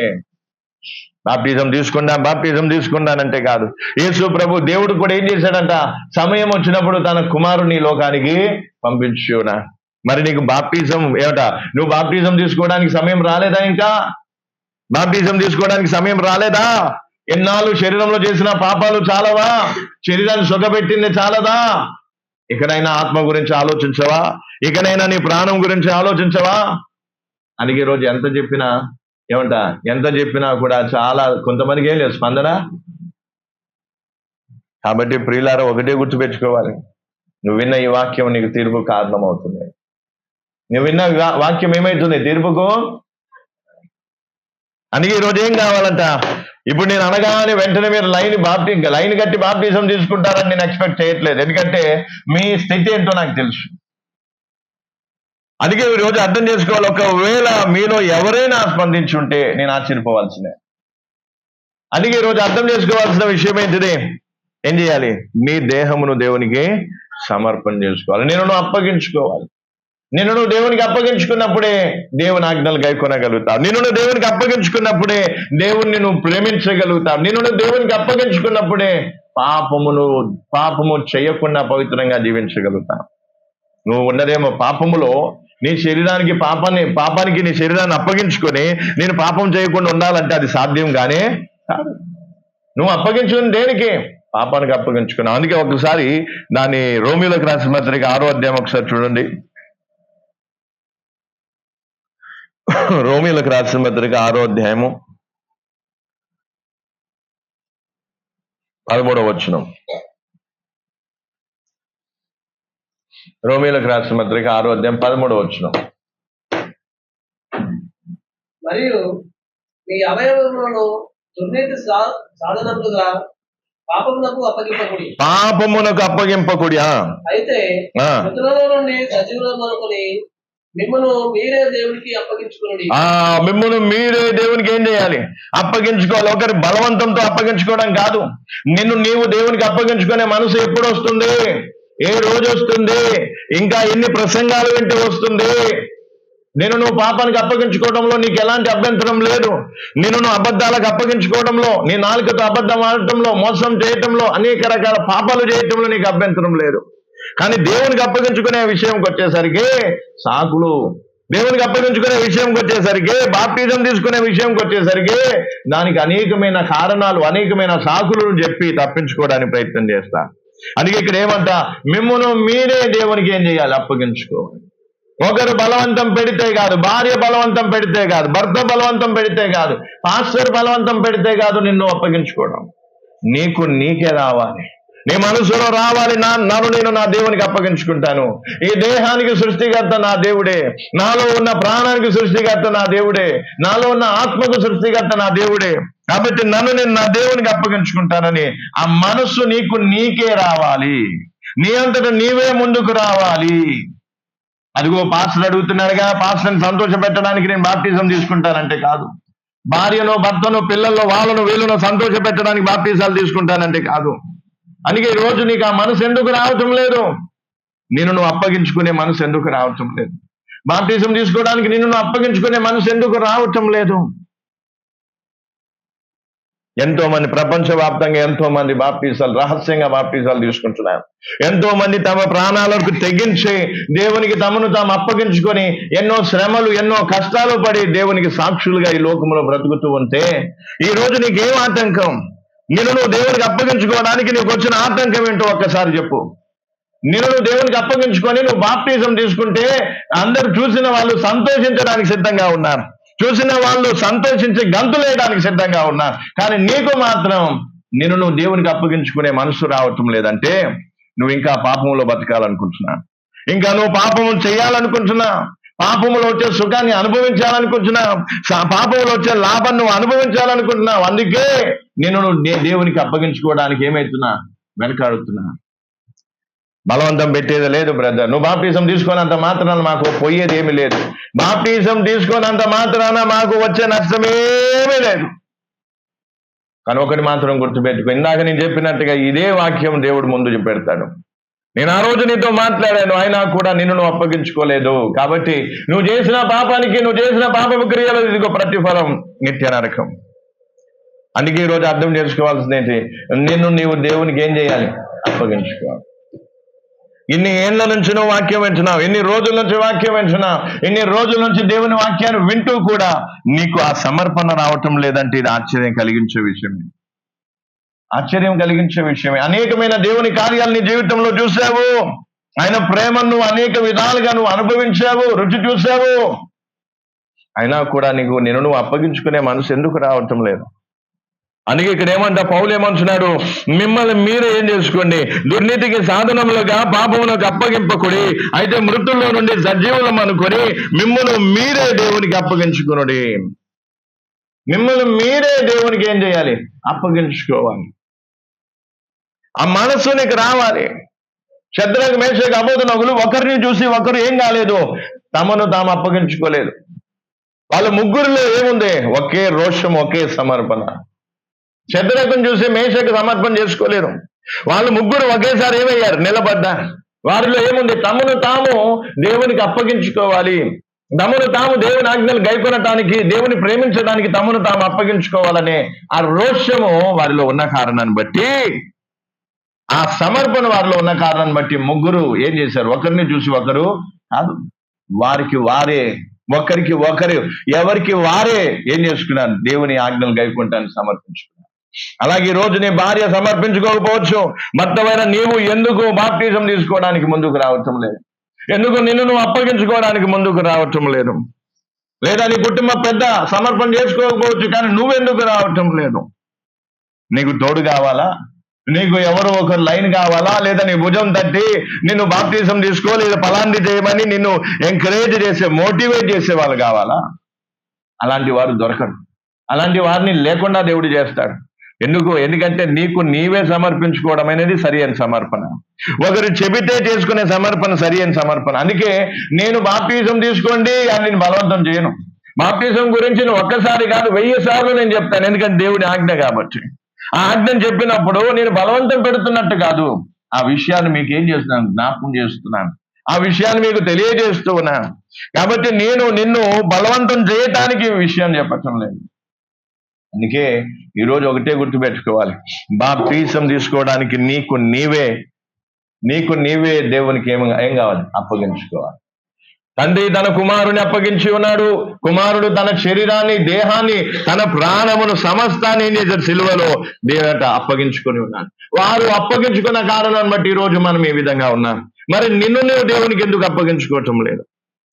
నిన్ను నువ్వు ఎందుకు దేవుని ప్రేమకు, దేవుని ఆజ్ఞలు గైకొనడానికి అప్పగించుకోవటం లేదు? ఈరోజు చాలా మంది, మొన్న ఒక వ్యక్తి, నిన్న కూడా మీటింగ్, 3 రోజుల మీటింగ్ ఒక చోట సాయంత్రం పూట జరిగింది. ఆ వ్యక్తి ఆల్రెడీ ఎక్కడ, ఈ తమిళనాడులో ఎంతో పెద్ద ఫేమస్ అయిన పాస్టర్ చేతిలో బాప్టిజం. Famous pastor. ఆంధ్ర మొత్తం, తెలుగు రాష్ట్రాలు, తమిళ, కర్ణాటక, ఈ రాష్ట్రాలన్నీ తెలిసినటువంటి ఫేమస్ పాస్టర్ ఆయన. ఆ పాస్టర్ చేతిలో బాప్టిజం తీసుకుని ఆయన ఆ బాప్టిజం కరెక్ట్ కాదని తెలుసుకొని మళ్ళీ నా చేతితో నా ద్వారా బాప్టిజం తీసుకోవడానికి సిద్ధపడుతున్నారు. ఎందుకంటే ఆయనకు తెలిసిపోయింది, నేను తీసుకున్న బాప్టిజం కరెక్ట్ కాదు, నేను తీసుకున్న బాప్టిజం కరెక్ట్ కాదు. మరి ఈరోజు నీవు ఏ రకమైన బాప్టిజం తీసుకున్నావు? ఏ విధంగా తీసుకున్నావు? ఎందుకు తీసుకున్నావు? ఎప్పుడు తీసుకున్నావు? ఎవరు ఇచ్చారు? వెనక ముందు నువ్వు ఆలోచించకుండా నేను బాప్టిజం తీసుకున్నానని ధీమా వ్యక్తం చేయడం ఎంతవరకు న్యాయం? నీ బాప్టిజం కరెక్ట్ కానప్పుడు అది పరలోక దృష్టిలో ఏం కాదు, చెల్లుబాటు కాదు. సరి అయిన విధంగా దేవుని ఆజ్ఞకు లోబడే విధంగా నేను నువ్వేం కావాలి అప్పగించుకుంటేనే, అప్పగించుకొని సమర్పణ చేసుకొని రక్షణ కార్యం జరిగిన తర్వాత నువ్వు తీసుకునే బాప్టిజమే కరెక్ట్. అందుకే ఎంతో మంది సరిగ్గా బాప్టిజాలు తీసుకోకుండా వాళ్ళు దేవుని ప్రేమను చాటి చెప్పేవారిగా ఉండటానికి బదులు భయంకరమైన పాపపు క్రియలు. ఈరోజు నేను ట్రైన్లో వచ్చేటప్పుడు ఒక న్యూస్, షార్ట్లో ఒక చిన్న న్యూస్ ఏంటి అంటే, ఒక ఆయన ఎవరు అంటే ఒక క్రైస్తవుడే అనుకుంటా, పరిశుద్ధ వివాహం అని ఫ్లెక్సీ ఉంది, క్రైస్తవుడు. ఆయనకు ఒక భార్య ఉంది, ఆ భార్య కాకుండా ఇంకో భార్య ఉంది. ఇప్పుడు ఈ ఇద్దరు భార్యలు కలిసి ఇంకొక ఆమెతో పెళ్లి చేశారు. ఆ పెళ్లికి వీళ్ళు ఏం పెట్టారంటే పరిశుద్ధ వివాహం అని పేరు పెట్టారు. వింత చూడండి ఎట్లా ఉందో. ఆల్రెడీ ఈయనకు ఒక భార్య ఉంది, ఆ భార్య కాకుండా ఇంకో భార్య ఉంది. ఇప్పుడు ఇద్దరు భార్యలు కలిసి, మరి ఈయన ఎంత మాయ చేశాడో ఇద్దరిని కన్విన్స్ చేసి, ఇప్పుడు వీళ్ళిద్దరు కలిసి ఎవరికి పెళ్లి చేస్తున్నా? ఇంకొక ఆమెతో, ఈయనకి ఇష్టమైన ఆమెతోటి వీళ్ళిద్దరు కలిసి మూడో పెళ్లి చేస్తున్నా. మూడో పెళ్లి చేశారు, కానీ ఆ బ్యానర్ మీద ఏం పెట్టారు? పరిశుద్ధ వివాహం అంట. ఈరోజు పరిశుద్ధమైనదేంటో అపవిత్రమైనదేంటో తెలియని దౌర్భాగ్య స్థితిలో ఉన్నా. మూడో పెళ్లి చేసుకునేవాడు పరిశుద్ధ వివాహం. మరి ఆ పాస్టర్ ఏ పాస్టరో మరి నాకు తెలియదు. అదేనా ఆ మూడో పెళ్లి ఎంత ఘనంగా చేశాడు? పరిశుద్ధ వివాహం అన్నాడేమో, ఘనమైన వివాహం అన్నాడేమో. అనా పొయ్యే వాళ్ళు పోతారు ఎందుకో, పెళ్లిలో జరిగే ఏదో విందు కోసమో లేదో చుట్టపరంగా ఏదో పొయ్యేటోళ్ళు పోతారు. కానీ అక్కడ ఏం లేదు, ఖండించే వాళ్ళు వీళ్ళు విశ్వాసులే. భార్యలు విశ్వాసములు ఉన్నారు లేదు. మొత్తానికి అయితే బ్యానర్ని బట్టి మనం చూస్తే వాళ్ళు ఎవరి కుటుంబం, ఏ కుటుంబం అయి ఉండాలి? క్రైస్తవ కుటుంబం అయి ఉంటారు. అందుకే నేను స్క్రీన్ షాట్ తీసి పెట్టుకున్నాను. ఎందుకంటే మళ్ళీ తర్వాత నేను మర్చిపోతానేమో. అందుకే ఈరోజు చాలా మంది ఏం చేస్తా వాళ్ళు చేసే పాపాల కోసం ఏం చేస్తా. అందుకే ఈరోజు ఒకటే అర్థం చేసుకోవాలి, నువ్వేం చేసుకోవాలి?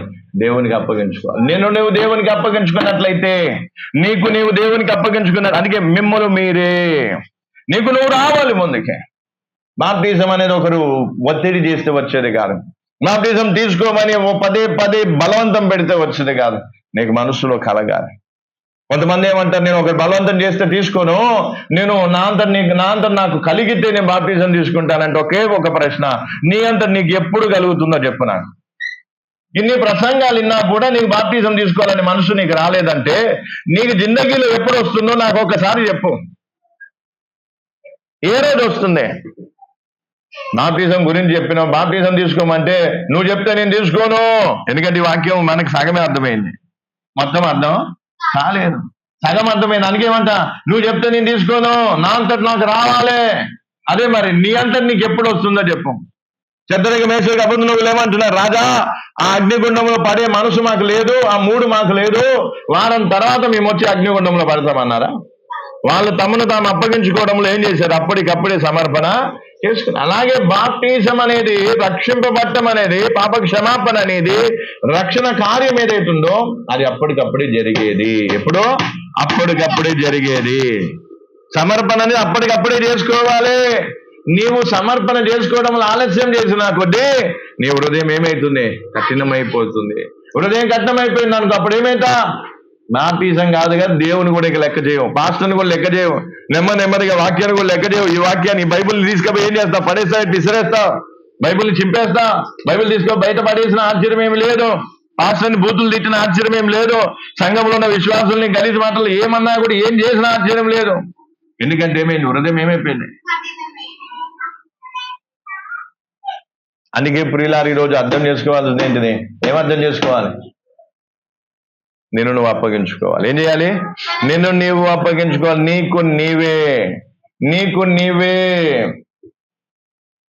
తండ్రిని ఎవరైనా బలవంతం పెట్టారా? తండ్రి అయిన దేవుణ్ణి బలవంతం పెట్టారా? బలవంతం పెడితే యేసుప్రభుని పంపించాడా? లేదా ఆయనలో ఉన్న ప్రేమ ఏం చేసిందంట?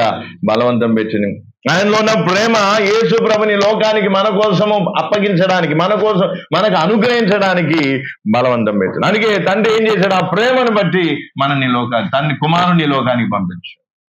అలాగే ఈరోజు మధ్యాహ్నం వేళ నీ హృదయంలో దేవుని ప్రేమ ఉంటే, ఆ ప్రేమ నిన్ను బలవంతం పెడుతుంది నిన్ను దేవునికి అప్పగించుకోవడానికి. ఆయన ప్రేమ నువ్వు గ్రహిస్తే, నా దేవుడు నన్ను ప్రేమించి నా కోసం ఇంత ప్రాణత్యాగం చేసినప్పుడు నేనెందుకు నా దేవుని కోసం బ్రతకటం లేదు కూడా దేవుని కోసం బ్రతుకుతానని నువ్వు సమర్పించుకుంటా.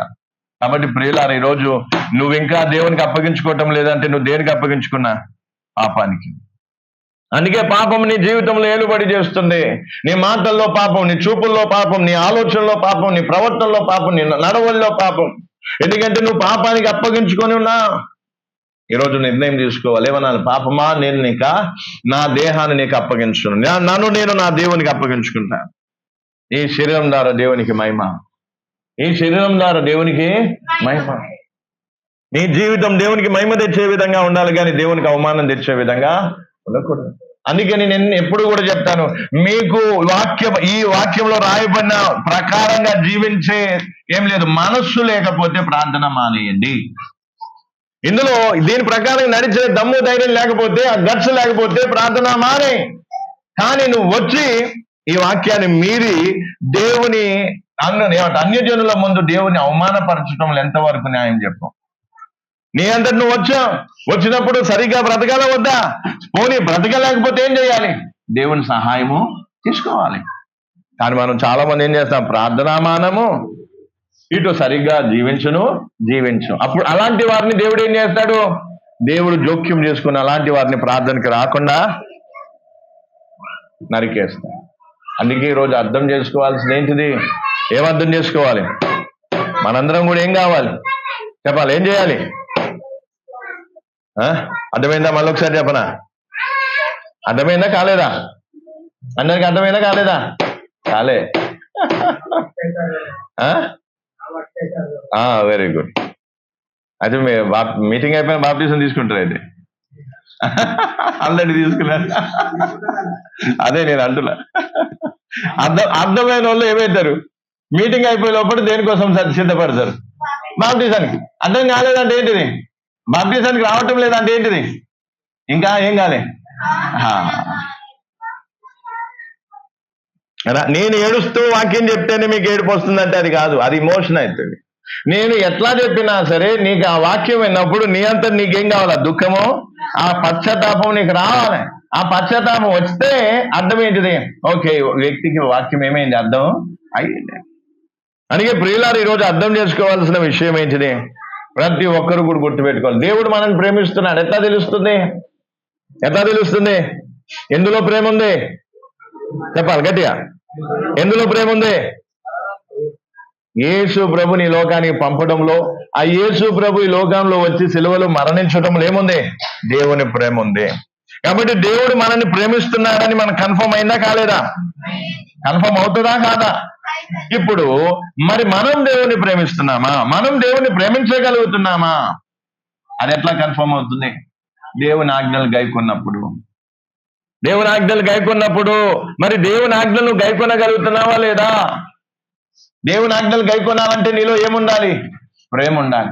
ఆ ప్రేమ ఉంటే నువ్వేం చేస్తావు? దేవుని ఆజ్ఞలు గైకొనడానికి నీ దేహాన్ని దేవునికి ఏమైతావు? సమర్పించుకుంటా. నీ దేహాన్ని దేవునికి అప్పగించుకుంటా. అందుకే ఈరోజు నిన్ను నువ్వు దేవునికి అప్పగించుకుంటే అప్పుడు ఏమైతుంది? అప్పగింపబడిన దేహం ద్వారానే దేవునికి ఏం కలుగుతుందంట? మహిమ కలుగుతుంది. అందుకే చూడండి ఒకసారి,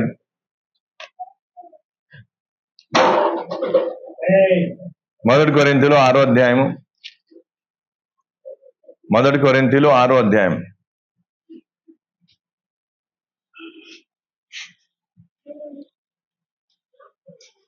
మొదటి కొరింథీయులు 6వ అధ్యాయము 19-20 వచనాలు.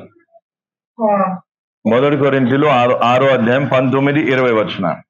మీ దేహము దేవుని వలన మీకు అనుగ్రహింపబడి మీలో ఉన్న పరిశుద్ధాత్మకు ఆలయమై ఉన్నదని మీరు ఎరుగరా? మీరు మీ సొత్తు కారు, విలువపెట్టి కొనబడిన వారు కనుక మీ దేహంతో దేవుని మహిమపరచుడి. దేవుడు మనకి అప్పగించినటువంటి పని ఏంటి? దేవుని అవమానపరచడమా లేక మహిమపరచడమా? నీవు దేవుని మహిమపరిచే విధంగా ఉంటే దేవుడు సంతోషిస్తా. దేవుని అవమానపరిచే విధంగా ఉంటే సాతాను సంతోషిస్తా. నువ్వు దేవుని అవమానపరచడమే ఎవరికి కావాలి? సాతానికి కావాలి. నువ్వు దేవుని అవమానపరుస్తూ ఉంటే సాతాను ఎగిరి గంతులేస్తాడు, చప్పట్లు కొడతాడు, ఆనందిస్తాడు. అదే దేవుని ఘనపరిస్తే, దేవుని మహిమపరిస్తే అప్పుడు ఎవరు? సాతాను దుఃఖపడి దేవుడు సంతోషపడతాడు. ఈ రోజు మనం ఏం చేస్తున్నాం? అందుకే ఇక్కడ మీ దేహం ద్వారా దేవుని ఏం చేయమంటున్నాడు? మహిమపరచుంది. అంటే నీ దేహాన్ని నీవు దేవునికి అప్పగించుకుంటేనే దేవునికి మహిమ, దేవునికి మహిమ.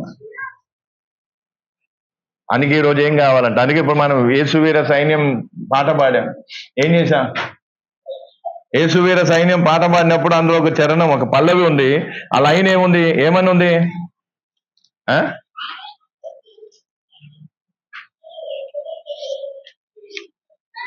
ఏమనుంది చూడండి, ఇక్కడ ఏముంది? పాపములను త్యజించి ప్రభు చిత్తం ఏమట గ్రహించి. తర్వాత ఇంకా ఇక్కడ పైన ఏముంది? ప్రాణముని తెగించి లోక సుఖము త్యజించి. అంటే యేసుని వెంబడించడానికి ఏం కావాలంట? త్యజించడం కావాలి. దేన్ని త్యజించాలి? శరీర సుఖాన్ని, పాపములు వచ్చే సుఖాన్ని, లోకపు ఆశలని, వీటన్నిటిని త్యజిస్తేనే నువ్వేం చేయగలుగుతా? దేవుణ్ణి మహిమపరచగలుగుతా. అందుకే ఈరోజు అర్థం చేసుకోవాల్సిన విషయం ఏంటిది? ఏమర్థం చేసుకోవాలి? ఏమర్థం చేసుకోవాలి? నువ్వు దేవునికి ఎప్పుడు అప్పగించుకుంటా? దేవుని ప్రేమ నీలో ఉన్నప్పుడు. దేవుని ప్రేమ ఎప్పుడు వస్తుంది? దేవుని ప్రేమను గ్రహించినప్పుడు. దేవుని ప్రేమ నీలో ఉంటే నువ్వు దేవుని ఆజ్ఞను గైకుంటా. దేవుని ఆజ్ఞలో ఒక ఆజ్ఞ ఏంటిది? బాప్టిజం తీసుకోవడం. కాబట్టి నీ దేహాన్ని దేవునికి అప్పగించుకున్నప్పుడు నువ్వు బాప్టిజం తీసుకోవడానికి ఏమైతా? కొంతమంది ఏం చేస్తారు?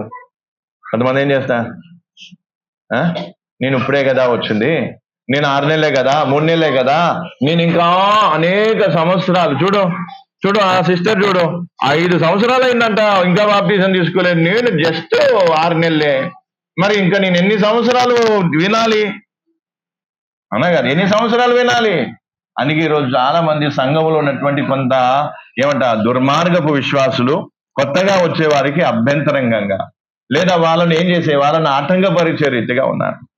ఎందుకంటే అసలు వాస్తవానికి నువ్వు విన్న వాక్యానికి, నువ్వు చేసిన సహవాసం ఇప్పటికీ ఒక్కసారి కాదు 100 సార్లు బాప్టిజం తీసుకున్నా తక్కువే.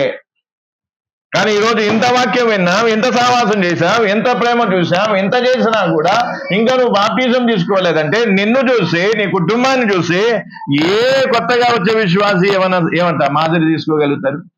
ఏ విశ్వాసి మాదిరి తీసుకోగలుగుతాడు? ఇప్పుడు సావన్ బాప్టిజం తీసుకున్నా లేదా అనేది యాకోబు తెలుసా తెలియదా? ఇప్పుడు యాకోబు ఏమనుకుంటాడు? చిన్నప్పటి నుంచి వాక్యం విన్నా, శ్రావణే బాప్టిజం తీసుకోలేదు, నేను నిన్నగాక మొన్న వచ్చినా, నేనెందుకు బాప్టిజం తీసుకుంటా? నేను కూడా చాలా ఏళ్ళు అయిపోయినాక నేను బాప్టిజం తీసుకుంటా. ఇప్పుడు ఆ విధంగా అనుకోవడానికి కారణం ఎవరు? అర్థమవుతుందా? కారణం ఎవరు?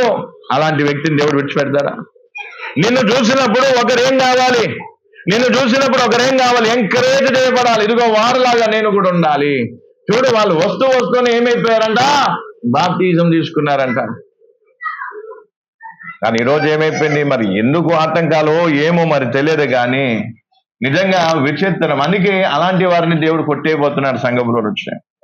ఇప్పుడు ఏముంది? కొత్తగా వచ్చింది, 6 నెలలు, సంవత్సరం కూడా కాలేదని గొప్పగా చెప్పుకుంటుంది. మరి సంవత్సరం కూడా కాలేదు. మొదట్లో వచ్చినప్పుడు బాప్టిజము పాట పాడింది, తర్వాత బాప్టిజం మూసేయలేదు. మరి ఎవరిని చూసి హృదయం కట్నం చేసుకుంటుందో, ఎవరిని చూసి నేర్చుకుంటుందో అది దేవుడే ఎరగాలి, వాళ్ళే ఎరగాలి.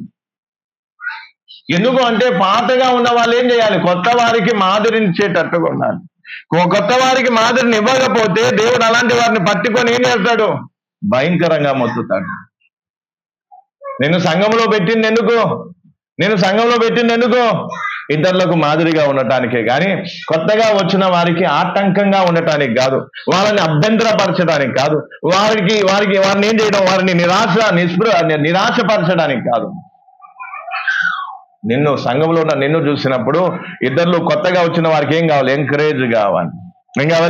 ఎంకరేజ్మెంట్ కావాలి.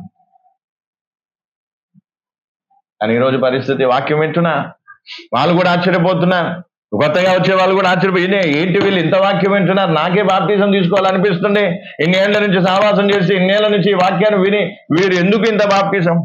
ఈరోజు ఈ మధ్య నాకు ఈ పనులు సరిగా లేక నేను సరిగా చెప్పలేదు. అప్పుడు ఏ విధంగా చెప్పానో మీరు విన్నారు, అప్పుడు ఎంత గంభీరంగా చెప్పానో విన్నారు. ఇది కాదు, దీనికంటే గంభీరమైన వాక్యాలు చెప్పిన రోజులు ఉన్నాయి. నీవు నీ కుటుంబ సమేతంగా వచ్చి వాక్యాలు విన్న రోజులు ఉన్నాయి.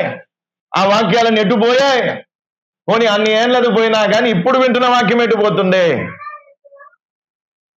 వచ్చేస్తాం ప్రార్థనకి. ఎలా రావాలనిపిస్తుంది, ఎలా ఏ ముఖం పెట్టుకొని రావాలనిపిస్తుంది. ఇన్నేళ్ళు నేను వాక్యం విన్నాను, నన్ను నేను అప్పగించుకోవడంలో ఎందుకు ఆలస్యం? నువ్వు బాప్టిజం తీసుకోవటం లేదంటే సీదా చెప్పేది ఏంటి? నేను పాపం చేయాలనుకుంటున్నాను. నాకు అదే అర్థమవుతుంది, లోకానికి అదే అర్థమవుతుంది, సాతానికి అదే అర్థమవుతుంది. అందుకే ఇంకా నీతో అనేకమైన పాపాలు చేపిస్తుంది. నువ్వు రకరకాల పాపాలు చేయటానికి కారణం ఎవరు? అర్థమవుతున్నా? నీవు తీసుకొని నిర్ణయం, నీవు తీసుకొని ఏం తీసుకోలేదు, సమర్పణ చేసుకోలేదు, నిన్ను నువ్వు దేవునికి అప్పగించుకోలేదు. అలా అప్పగించుకోని కారణాన్ని బట్టి ఏమైపోతుంది? ఇంకా అనేకమైన పాపాలకు దారి తీస్తుంది. అందుకే ఈరోజు చాలా మంది ఏం చేస్తారు, ఇప్పుడు ఇదే కాదు ఇంకెక్కడైనా మీటింగ్ పెడితే వచ్చేస్తాం ప్రార్థనకి. మరి ప్రార్థనకి వచ్చిన తర్వాత ఎందుకు కదలిక ఎందుకు రావటం లేదు? ఎందుకు మార్పు రావటం లేదంటే క్లియర్గా అర్థమయ్యేది ఏంటంటే ఇంకా నువ్వు పాపంలో బ్రతకాలనుకుంటున్నాను. మరి పాపంలో బ్రతికే వానికి సంఘంతో సహవాసం ఎందుకు? నీవు పాపంలో బ్రతకాలనుకున్నప్పుడు, నీకు బాప్టిజం తీసుకోవడం ఇష్టం లేదన్నప్పుడు, దేవుని ప్రేమించడం నీకు ఇష్టం లేనప్పుడు, దేవుని ఆజ్ఞలు గైకొనటం నీకు ఇష్టం లేనప్పుడు, మరి సంఘంతో సహవాసం ఎందుకు? పాస్టర్తో ప్రార్థన ఎందుకు? ఈ ప్రసంగాలు వినటం ఎందుకు? నేను అడుగుతున్నాను సూటిగా. నీవు పవిత్రంగా బ్రతకాలనుకుంటేనే కదా ఈ వాక్యం నీకు అవసరము. దేవుని కోసం బ్రతకాలనుకుంటేనే కదా ఈ వాక్యం నీకు అవసరము. నువ్వు విన్నదేంటి, నువ్వు చేసేదేంటి? నువ్వు ఏ విధంగా బ్రతకాలో వాక్యం ద్వారా వింటావు, కానీ దానికి భిన్నంగా నువ్వు బ్రతుకుతావు అంటే అర్థమేంటిది? నీకు పరిశుద్ధంగా బ్రతకాలని, నీకు దేవుణ్ణిలో బ్రతకాలని లేదు. నీకు దేవుణ్ణిలో బ్రతకాలని లేకపోతే సహవాసం మాని, చర్చి మాని. నేను చెప్తాను, సీదా చెప్తాను, ఎవరు నన్ను తప్పుపట్టినా పర్వాలేదు. ఎందుకు? నువ్వు వచ్చే ప్రయోజనం లేదు. నీకు దేవుణ్ణిలో బ్రతకాలని లేకపోతే వాక్యం వినేం ప్రయోజనం? ఈ వాక్యంలో ఏమున్నాయి? దేవుని ఆజ్ఞలు ఉన్నాయి. నీ కోరికల మేరకు రాయబడలేదు ఇందులో, లేదా లోకాశల గురించి రాయబడలేదు ఇందులో. దేవుని ఆజ్ఞలు, దేవుని శాసనాలు, దేవుని కట్టడాలు, దేవుని చిత్తం గురించి బైబిల్లో రాస్తుంది. నీకు దేవుని కోసం బ్రతకాలని సమర్పణ ఉంటేనే ఈ వాక్కు ఏమవుతుంది? ఈ వాక్కు నీ కోసం వర్తిస్తుంది. నేను వినేది వింటాను, చేసేది చేస్తానంటే కాదు. నేను వినేది వింటాను, చేసేది చేస్తానంటే కాదు. అలాంటి వారికి నేను సూటిగా నేరుగా చెప్తున్నాను, చర్చి మాని. నామకార్థ సంఘాలు ఎన్నో ఉన్నాయి. ఒక సహోదరి వచ్చి, వాళ్ళు మంచి ఉన్నోళ్ళే, మంచి డబ్బు గల వాళ్ళే. ఆమె ఒకటే అన్నది, మా పాస్టర్ నేను వస్తాను కానీ నామకార్థంగా ఉంటాను, నేను పూర్తి వాక్య ప్రకారం నడవటం అంటే నా వల్ల కాదని చెప్పాను. ఇంకో బ్రదర్ ఉన్నాను, వాళ్ళు కూడా డబ్బు గలవాళ్ళే. ఆయన కూడా ఏమన్నాడు, నా వల్ల కాదు, నేను వాక్య ప్రకారం నడవలేను, మామూలుగా అయితే ఉంటాను. లేదు, నేను ఎన్నడూ ఒప్పుకోలేదు. నీకు వాక్య ప్రకారం ఉండాలనుకుంటే రాలేకపోతే మానే అని చెప్పేసి. ఒకవేళ వాళ్ళ దగ్గర ఉన్న ఆస్తిని చూసేటోళ్ళైతే, లేదా వాళ్ళ దగ్గర ఉన్న రాబడిని చూసేటోళ్ళైతే సరే రండి అనేవాడిని, రండి అని చెప్పేవాళ్ళని. వాళ్ళు ఇప్పటి వరకు నాతో పాటు ఉండేవాళ్ళేమో, కానీ వాక్యం విందురు, ప్రార్థనకు వద్దురు, ఆటలు పాడుదురు, కానీ జీవితం మాత్రం వాక్యానికి భిన్నంగా ఉండేది. అది ద్వారా నాకు రాబడి రాకపోవా, ఎన్ని డబ్బులు రాకపో, ఎన్ని విధాల కానుకలు రాకపో, అవన్నీ కూడా నేను త్యాగం చేశాను. ఎందుకు? నాకు వాక్య ప్రకారం ఉండే విశ్వాసే కావాలి. నేను వాక్య ప్రకారం ఉంటా, నా భార్య వాక్య ప్రకారం ఉంటా, పిల్లలు వాక్య ప్రకారంగా, అలాగే నా దగ్గరకు వచ్చే విశ్వాసులు కూడా వాక్య ప్రకారం ఉండాల్సిందే. దానికి వేరే మాటలు ఏమీ లేదు. నేను టైం తీసుకొని నేను ఏళ్ళు గడిచిన తర్వాత వాక్య ప్రకారం ఉంటానంటే కాదు. అందుకే ఈరోజు పాత విశ్వాసులను బట్టి చాలా మంది చెడిపోతున్నారు. ఎందుకు? వారి జీవితాలను చూసి అభ్యంతర పడుతున్నారు. అందుకే కొత్త వాళ్ళకి ఏం కావట్లేదు, ఆసక్తి కలగటం లేదు. వాళ్ళని చూసి వీళ్ళు ఏం చేస్తున్నారు, నిమ్మలమైపోతున్నారు. ఇదిగో వాళ్ళు ఇన్నేళ్ల నుంచి ఉన్నారు కదా, నేను కూడా ఏళ్ల తరబడి వస్తాను. ఏళ్ల తరబడి వాక్యం విన్న తర్వాత బాప్టిజం తీసుకునేది. పేతురు ప్రసంగించినప్పుడు 3000 మంది ఎన్ని ప్రసంగాలు విని బాప్టిజం తీసుకున్నారు? కొర్నేలు ఇంటిలో పేతురు ప్రసంగించినప్పుడు అక్కడ కొర్నేలు ఇంటి వారే గాని, ఆయన స్నేహితులే గాని, అక్కడ ఉన్నటువంటి ఆ గుంపు ఎన్ని ప్రసంగాలు వింటే బాప్టిజం తీసుకున్నారు? నపుంసకుడు ఎన్ని ప్రసంగాలు వింటే ఫిలిప్పుతో బాప్టిజం తీసుకున్నాడు? ఎన్ని ప్రసంగాలు? ఒకే ఒక ప్రసంగం. ఒక వ్యక్తి బాప్తిజం తీసుకోవడానికి, ఒక వ్యక్తి పాపము నుంచి విడిపింపబడి రక్షింపబడి దేవుని కోసం బ్రతికే సమర్పణ చేసుకోవడానికి ఒక ప్రసంగం చాలు, ఒక్క మీటింగ్ చాలు. ఇలాంటి ఒక్క మీటింగ్లు ఎన్ని పోయాయి నీ జీవితంలో? ఈ 100 మీటింగ్లు విన్న తర్వాత కూడా నీకు సమర్పణ చేసుకునే మనసు రావటం లేదంటే అర్థమేంటి? అందుకే ఈరోజు ఇంత వాక్యం విన్న తర్వాత చూడండి, వాక్యం అయిపోగానే మళ్ళీ నువ్వులే ఉంటాయి బయట. అక్కడిక్కడ తిరిగి ఏం చేస్తాం, ముచ్చట్లే వాడతాయి. కానీ మరి నేను విన్న వాక్యాన్ని బట్టి సిగ్గుతో తలదించుకొని నేను ఒంటరిగా పక్కకు పోయి నేను దేవునికి ప్రార్థన చేస్తానని ఆలోచన వరకు ఎంతమందికి వస్తుంది? మీ వాక్యం వినగానే వెంటనే చేతిలో ఫోన్ పట్టుకొని ఏం చేస్తా, అదే ఏదో ఒకటి చూస్తా, ఎందుకంటే ఏం కావట్లేదు, స్పందన రావటం లేదు.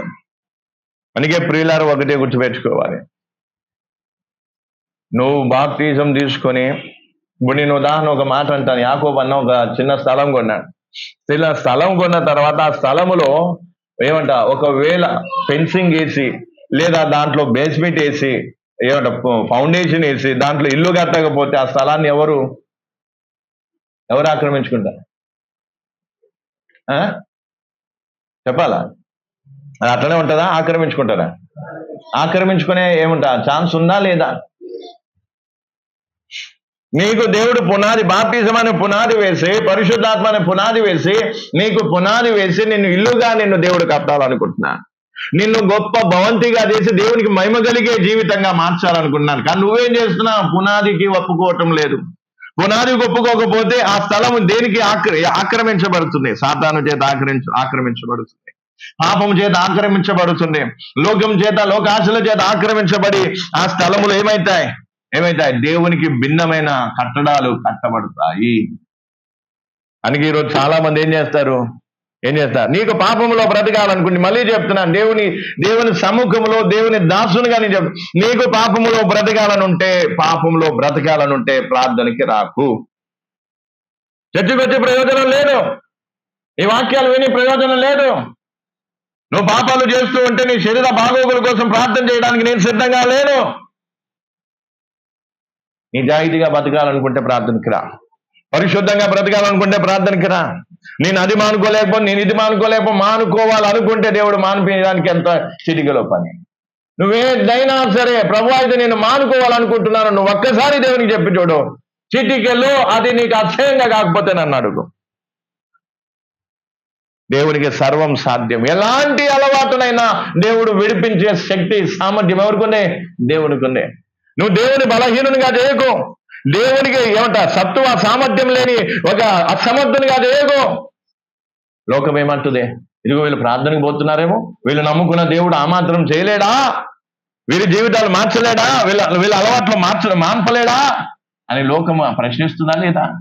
లోకం అడుగుతుందా లేదా? ఆ లోకానికి ఏం జవాబు చెప్తా?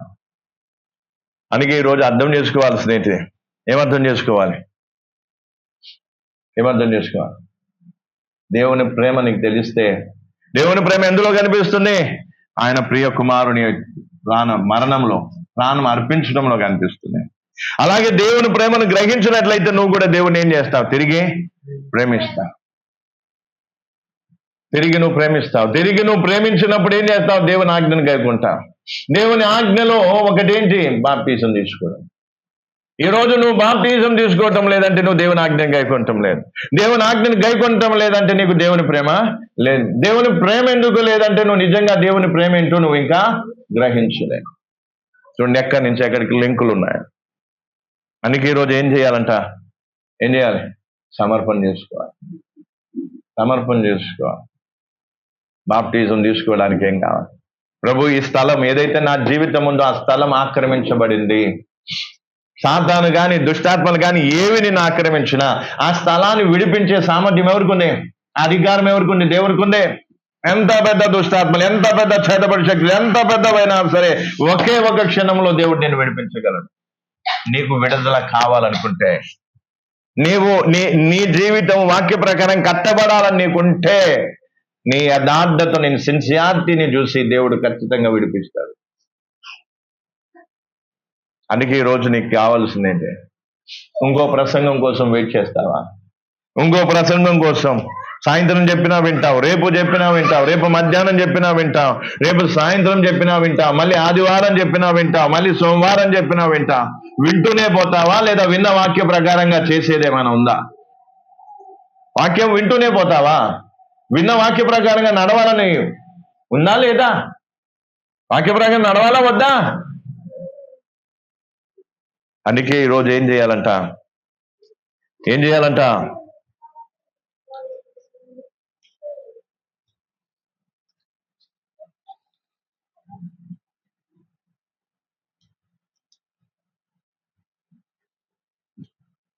5 ఎఫెసీయులకు రాసిన పత్రిక 5:1-2 వచనాలు.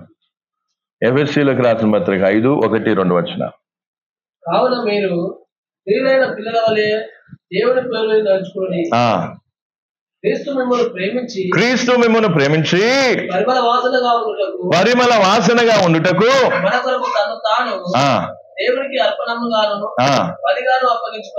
అప్పగించుకొనెను. అలాగుననే మీరును ప్రేమ కలిగి నడుచుకొనుడి. హల్లెలూయా.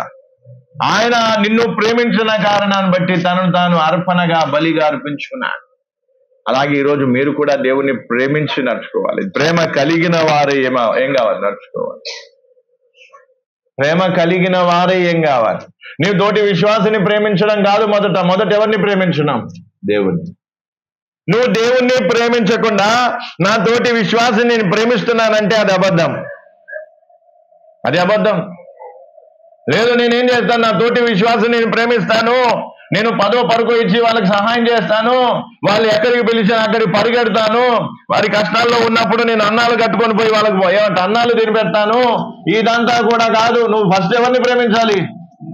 మొదటి ప్రేమ ఏంటిది? మొదటి ఆజ్ఞ ఏంటిది? పూర్ణ మనసుతో, పూర్ణ ఆత్మతో, పూర్ణ శక్తితో నీ దేవుడనే యెహోవాను ప్రేమించుట. రెండవది ఏంటిది? నిన్ను వాళ్ళని పొరుగు వారిని ప్రేమించుట. రెండవ ఆజ్ఞ. మొదటి ఆజ్ఞ చేయకుండా, మొదటి ఆజ్ఞ నెరవేర్చకుండా రెండో ఆజ్ఞ నెరవేర్చబడుతుందా? సాధ్యం కాదు. ఒకవేళ అది సాధ్యం అంటే నీకంటే మోసగాడు ఇంకెవరు లేరు. అందుకే ఈరోజు చాలా మంది ఏం చేస్తున్నా చలో బాప్టిజం అంటున్నారు కదా, ఏదో ఒకటి బాప్టిజం తీసేసుకుంటే అయిపోతుందంటే ప్రేమించిన వారు చేసే పని కాదు. ప్రేమించిన వాళ్ళు ఏం చేస్తారు? కన్నీళ్లతో చేస్తారు ఆ సమర్పణ.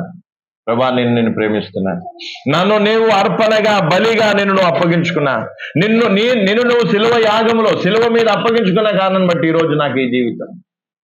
కాబట్టి నేను కూడా ఏం చేస్తాను? నన్ను నేను నీకు అప్పగించుకొని నేను నీ వలే నేను నడుచుకుంటాను, నీ ప్రేమ కలిగి నేను నడుచుకుంటాను, నిన్ను ప్రేమిస్తూ నేను నడుచుకుంటాను. మొదటి ఆజ్ఞ నువ్వు దేవుని ప్రేమించడం ఫస్ట్, తర్వాత సహోదరిని ప్రేమించడం. అందుకే దాన ధర్మాలు లేదా సహాయాలు ఇవన్నీ కాదు. ఫస్ట్ మొదట ఏంటిది? దేవుణ్ణి ప్రేమించు. దేవుణ్ణి ప్రేమించిన తర్వాత అప్పుడు నువ్వేం చేయి? నెక్స్ట్ ఆజ్ఞ ఒకటి తర్వాత రెండు వస్తుందా? రెండు తర్వాత ఒకటి వస్తుందా? ఆ కనీస జ్ఞానం ఉంటే ఫస్ట్ నువ్వేం చేస్తావు? దేవుని ప్రేమిస్తావు. నువ్వు దేవుని ప్రేమించు. నువ్వు మనుషులను ప్రేమించి ప్రయోజనము లేదు. దేవుణ్ణి నువ్వు ప్రేమించడం లేదు. దేవుని ప్రేమించే వ్యక్తి అయితే దేవుని ఆజ్ఞకు నువ్వేమవుతావు? ఇప్పుడు ఈ వ్యక్తిని నేను ప్రేమించడానికి నాకేం కష్టం లేదు. ఎందుకో దగ్గరికి తీసుకుంటే అన్నా బాగున్నావా అంటే సరే 10 రూపాయలు అవసరం అంటే ఇస్తాను, లేదా నీకేమైనా అవసరం చెప్పు, ఏదో ఇదే పెద్ద కాదు కదా. ఆయన నాకేమైనా ఆజ్ఞించాడా? ఇట్లా చేస్తే నువ్వు నన్ను ప్రేమించలేకపోతే లేదని ఆయన చెప్పాడా? చెప్పలేదు. కాబట్టి సహోదరుని ప్రేమించడం అనేది ఏమవుతుంది? కొంతవరకు సులభంగా ఉండొచ్చు, కానీ దేవుని ప్రేమించాలంటే ఏం కావాలి? ఆజ్ఞకు లోబడాలి. ఆజ్ఞకు లోబడాలంటే ఏం కావాలి? నీ దేహాన్ని దేవునికి సమర్పణ చేసుకోవాలి.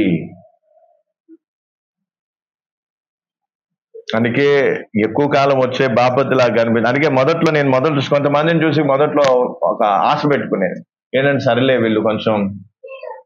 కొంచెం ఈ మహానుభావుడు కూడా అన్నాడు, నేను వాళ్ళలాగా వీళ్ళలాగా ఉండను, నేనేంటో చేసి చూపిస్తానన్నాడు. చేస్తున్నాడు బాగానే. అందుకే ఈరోజు చాలా మంది ఏం చేస్తారు? మొదట్లో బాగా ఏం చెప్పిస్తారు? ఉబ్బిస్తారు పాస్టర్ని. పెద్ద పెద్ద మాటలు చెప్పేమంటారు. నేను అట్లా కాదు, ఇట్లా కాదు, ఇది కాదు, అది కాదు అంటాను. నేను నవ్వాల్సి వస్తుంది, నవ్వుకోవాల్సి వస్తుంది. ఎందుకంటే చెప్పడం ఒకటి, చేయడం.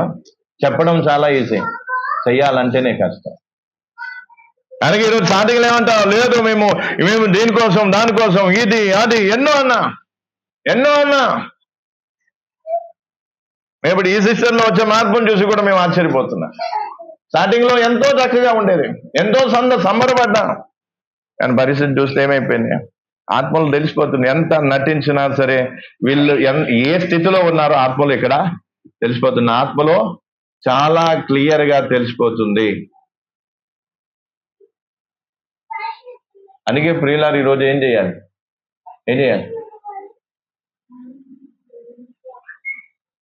ఏమైనా బుర్రకెక్కిందా లేదా ఆమెను అందామా?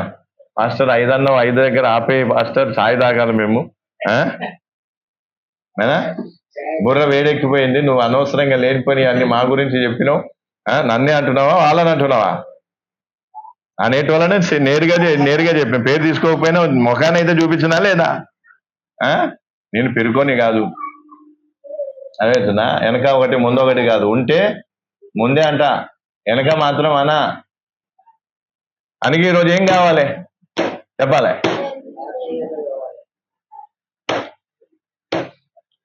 దేవుణ్ణి ప్రేమించేవారు. ఈరోజు ఎవరున్నారు ఇక్కడ దేవుని ప్రేమించేవారు?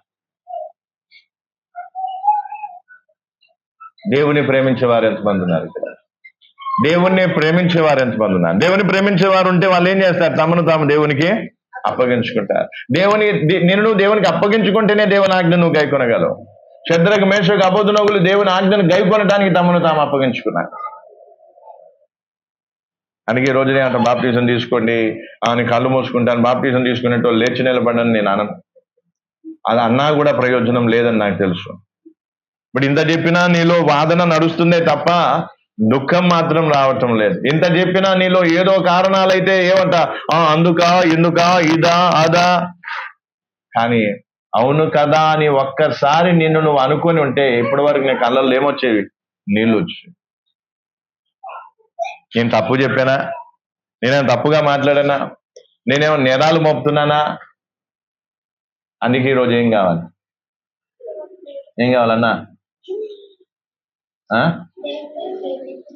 దేవుణ్ణి ప్రేమించటంలో ఏం కావాలి? ముందు ఉండాలి. దాన ధర్మాలు చేయటంలో, అందుకే నేను సోషల్ వర్క్ చేయను, మానవ సేవ, మాధవ సేవ అంతంగా అట్లాంటి పిచ్చి చార్చలు నేను చేయను. ఎందుకు? సహాయం చేస్తామే, కానీ సోషల్ వర్క్ చేసి చాలా మంది అతిశయపడతారు. అది కాదు ముఖ్యం. ఏది ముఖ్యం? దేవుణ్ణి ఏం చేయడం? ప్రేమించటం ముఖ్యం. దేవుని ప్రేమించిన తర్వాత అప్పుడు నువ్వేం చేయి? నీ తోటి వారికి సహాయం చేయి. నువ్వు దేవుని ప్రేమించకుండా, మొదటి ఆజ్ఞ నెరవేర్చకుండా రెండో ఆజ్ఞను గైకొనటంలో అర్థము లేదు, అది సాధ్యం కూడా కాదు. అందుకే ఈరోజు ఏం చేస్తా? ప్రేమ ఒకటే సంఘము. అందుకే చాలా మంది అంతకుముందు పోయే వాళ్ళు కూడా ఏమన్నారు? మనమంతా ఒకటే కుటుంబం.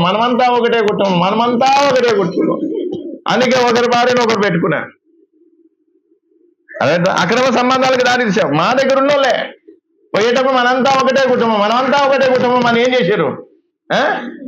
భార్యను ఏం చేసుకున్నారు? అంటే పరిస్థితి ఎంత ఘోరంగా ఉందో చూడ పరిస్థితి.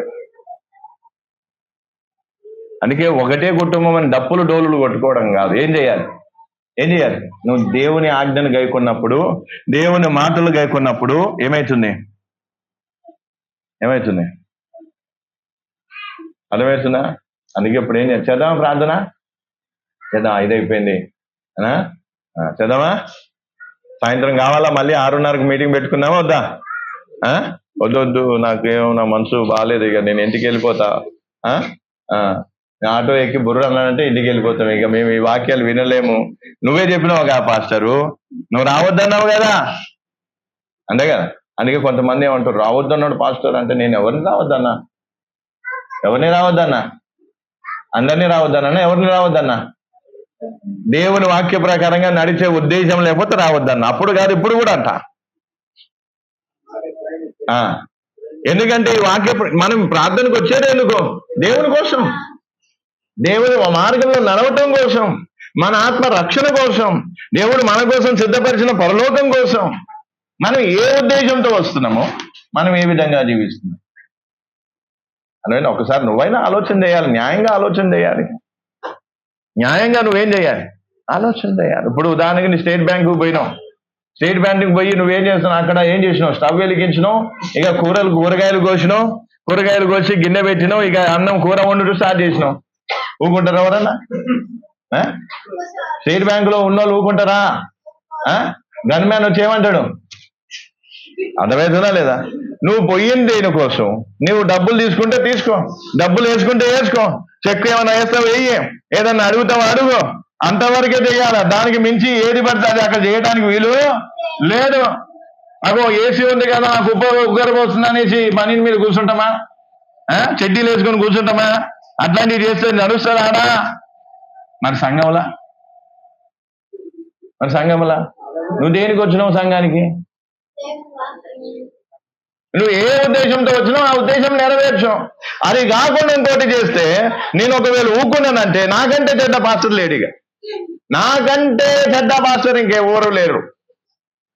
అందుకే నేనేం చేస్తా, కరెక్షన్ చేస్తా. ఎందుకు? నువ్వు వచ్చింది ఏంది? నువ్వు వచ్చిన ఉద్దేశం నెరవేర్చబడి రిలాక్స్ కావడానికి రాలే మనం ఇక్కడికి. సంఘంలో రిలాక్స్ కావడానికి రాలేదు. పాస్టర్తో ప్రార్థన చేయించుకునేసరికి ఏమవుతుంది? కొంతవరకు నెమ్మది అయ్యేసరికి ఏమవుతుంది? ఇక ఆ నెమ్మదైన రోజులంత వరకు మనకు నచ్చినంత మళ్ళీ కొంచెం బరువు అవుతుంది. మళ్ళీ బరువు అయ్యేసరికి మళ్ళీ పాస్టర్తో ప్రార్థన చేయించుకున్నా, మళ్ళీ కొంచెం నెమ్మది అవుతుంది. నెమ్మది అయ్యేసరికి ఆ నెమ్మదైన రోజులు ఏం కావాలి? వాళ్ళకి నచ్చినట్టు బతకాలి. మళ్ళీ కొంచెం బరువు అవుతుంది కదా, బరువు అయ్యేసరికి మళ్ళీ పాస్టర్ అయ్యా కొంచెం మా కోసం ప్రార్థన. సరే, ప్రార్థన చేస్తున్నాము, బరువు తగ్గుతుంది. బరువు తగ్గేసరికి మళ్ళీ వీళ్ళేం చేయాలి? నిజంగా జరుగుతుంది చెప్తున్నా నేను, ఉల్టా పల్టా కాదు, నిజంగా ఇప్పుడు జరిగే విషయం. ఒక ఆయనకు ప్రార్థన చేసిన అన్న ఏం కావద్దు, మధ్యలో గ్యాప్ రాకుండా ప్రార్థన చేయించుకోమని చెప్పిన. ఇక ఆయనకి ఏం బుద్ధి పుట్టిందో ఏమో, కొంతవరకు ప్రార్థన చేసినాక మంచిగా అయింది, కొంచెం మంచిగా అయ్యేసరికి ఏమొస్తలే, ఏమైతలే, బాగుంది ప్రార్థన ఊసెత్తలేడు, అయిపోయింది. కొన్ని రోజులు అయినాక మళ్ళీ బరువులు ఎక్కుడు స్టార్ట్ అయింది, తగిడ స్టార్ట్ అయింది, 1 2 3 స్టార్ట్ అయింది, తబలాలు స్టార్ట్ అయినాయి, వీణలు స్టార్ట్ అయినాయి. ఏదేదో ఇక స్టార్ట్ అయ్యేసరికి మళ్ళీ ఏమైంది? మళ్ళీ ఎక్కడికి వచ్చే టంగ మాస్టరు అవి ఆయన చూసిండు, కింద పడి దొర్లుతున్నాడు, ఎందుకో ఇదంతా కూడా ఏంటంటే, దేవుని సన్నిధికి వచ్చేవారు ఏదైతే చేయాలో చేయను అది చేసే పని. అందుకే కొంచెం బరువు ఎక్కనంత వరకు అజాదుగా తిరుగుతాం. ఫ్రీ అయిపోయినాం అనుకో, చలో భయ్ మనం ఫ్రీ అయిపోయినా ఇక మనకి ఏం లేదు, మనకి ఎటువంటి ఏం లేదు, లోకాలు ఏదో ఏస్తున్నాములు ఏమనైతే పాస్టర్లను చూసుకొని మనం ఏం చేద్దాం, ఈ ఫ్రీ అయిపోయిన టైంలో 4 పైసలు సంపాదిద్దాం, ఈ ఫ్రీ అయిపోయిన టైంలోనే మనం ఇది చేద్దాం, అది చేద్దాం, అట్లా చేద్దాం, ఇట్లా చేద్దాం, అన్ని చేద్దాం. ఇక ఏదో ఒక రోజు మళ్ళీ బరువు ఎక్కుతుంది కదా, బరువు ఎక్కేసరికి అప్పుడు ఏమవుతుంది చెప్పాలా? బరువు ఎక్కేసరికి ఏమవుతుంది? అప్పుడు ఎవరు గుర్తుకొస్తారు? పాస్టర్. ఇక పాస్టర్ గుర్తుగా, పాస్టర్ ప్రార్థన చెయ్యయ్యా, కొంచెం ప్రార్థన చెయ్యయ్యా, కొంచెం ఎందుకో తేడాగా ఉంది అనేసరికి పాస్టర్ ప్రార్థన చేసేసరికి మళ్ళీ అవేమైతాయి, అవునా? అందుకే ప్రియులారు ఈరోజు అర్థం చేసుకోవాల్సింది ఏంటిది? ఏమర్థం చేసుకోవాలి? సంఘానికి ఎందుకు వస్తున్నా? నేను వాక్యం మళ్ళీ చెప్తాను. నేనేమన్నా మీకు ఆశ చూపించినా, మీ రోగాలు పోతాయి, మీ దరిద్రం పోతుంది, మీకు అప్పులు పోతాయి, మీ దయ్యాలు పోతాయి, మీకు ఇది పోతుంది, మీకు అది పోతే రండి ప్రార్థనకి రండి. నేను మామూలు పాస్టర్ని కాదు, నాకు ఎన్నో వరాలు ఉన్నాయి, నా వరాలు మీకు తెలియదు, వరాలు 1, వరాలు 2, వరాలు 3 అని లెక్కలు చదివినా నువ్వు వచ్చేదాకా నేను ప్రార్థన చేసిన, ప్రభు నీ చిత్తమైతే రాని లేకపోతే వద్దు, నేను చిత్తమైతే రాని లేకపోద్దు, నువ్వు వచ్చేదాకా నేను అదే ప్రార్థన చేసి. ఆ రోజు నేను ఆటోలో వచ్చినప్పుడు కూడా మీ దగ్గర మాట్లాడినప్పుడు కూడా నేను అదే ప్రార్థన చేస్తున్నా, ఏమన్నా ప్రభు నీ చిత్తమైతే రావాలి లేవద్దు, దేవుని చిత్తం కాబట్టి వచ్చినావు, సరే వచ్చినప్పుడు ఏం చేయాలి? దేవుని చిత్త ప్రకారంగా ఏం చేయాలి? మెచ్చుకోవడం నేర్చుకో. అందుకే నేను వీళ్ళని ఎక్కువ మంది రావాలని ఎప్పుడూ నేను ఆశించలేను. ఎందుకు? ఉన్న కొద్ది మంది అయినా వాక్య ప్రకారంగా ఉండాలి, ఇది తప్ప వేరే ఆశే. అందుకే ఇప్పుడు ఏం చేద్దాం? ఏం చేద్దాం? ప్రమోద్ అన్న ఏం చేద్దాం? SBI బ్యాంకులో తీసుకెళ్ళిపోయి స్టవ్ ముట్టి చేంజ్ చేద్దాం, కూరగాయలు వండుదాం, అన్నం వండుదాం, చికెన్ మటన్ వండుదాం, ఓకేనా? అంతేనా? దేనికి పోయినాము దానికి ఏం చేసుకోవాలి? చూసుకొని నువ్వు ఆటో ఎక్కి ఏరోప్లేన్ నడిపినట్టు ఫీల్ అవుతావా అన్న? ఆటోని ఆటోలాగా నడుపుతావా లేదా ఏరోప్లేన్ లాగా నడుపుతావా? అంతే కదా. అంటే మనం ఏ స్థానంలో ఉన్నాము, ఎక్కడ ఉన్నాము, ఏం చేస్తున్నాము అనే కనీస అవగాహన మనకు అలాగే సంఘానికి వచ్చే ప్రతి విశ్వాసికి ఆ జ్ఞానం ఉండాలా. నువ్వు సంఘానికి ఎందుకు వస్తున్నావు, దేమిడికి వస్తున్నావు, ఏం చెయ్యాలి, ఎలా ఉండాలి, ఇవన్నీ నీకు తెలిసి ఉండాలి. నేను పదే పదే చెప్పుడు మళ్ళీ నువ్వు మా మీద అలుగుడు, నేనేదో తప్పు చెప్పినట్టు. చేసేదేమో తప్పులు ఎవరు? నువ్వు చేసేది ఒకటి, వినేది ఒకటి, చేసేది ఒకటి.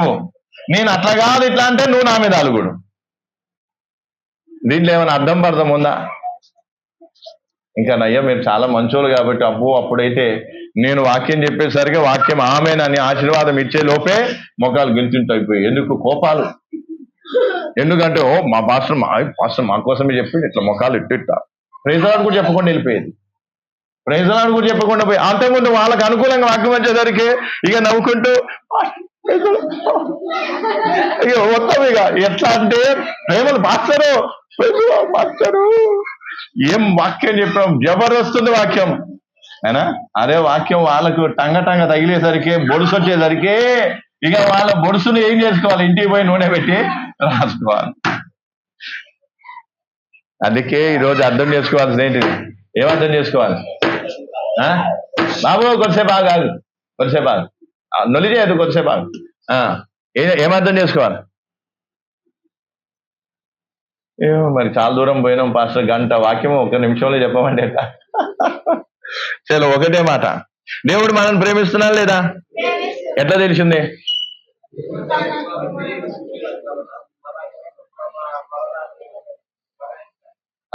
యేసు ప్రభు తండ్రి కుమారుని లోకాన్ని పంపించండి, ఆయన శిలువ మేము మరణించడం వల్ల అందులో మనకేం తెలుస్తుంది? ప్రేమ. మరి దేవుడు మనల్ని ప్రేమించండు. ఇప్పుడు మనం దేవుని ప్రేమిస్తున్నామా లేదా అని ఎట్లా తెలుస్తుంది? ఆయన ఆజ్ఞలు గైకొనటం అనేటనా? ఆయన ఆజ్ఞలు గైకొనడానికి ఏం సమర్పణ చేసుకోవాలి?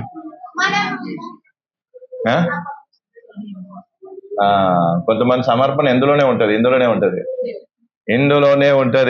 పాస్టర్ తీసుకో, ఈ సమర్పణ ఉంటది కానీ ఈ సమర్పణ ఎందుకు? ఈ సమర్పణ చేసుకుంటే కష్టం కదా, శరీరాన్ని సమర్పించుకుంటే కష్టం.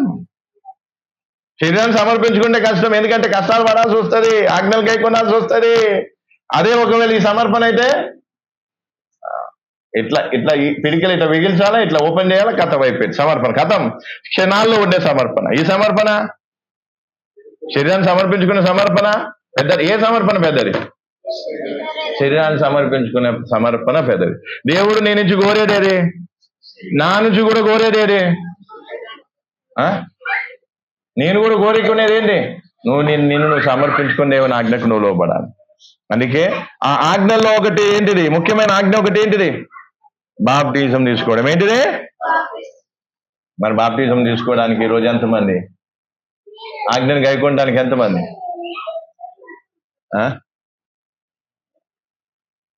కొంపదీసి తీసుకునేవు, వద్దు అని చెప్తా ఇద్దరు ఒకళ్ళు వద్దు.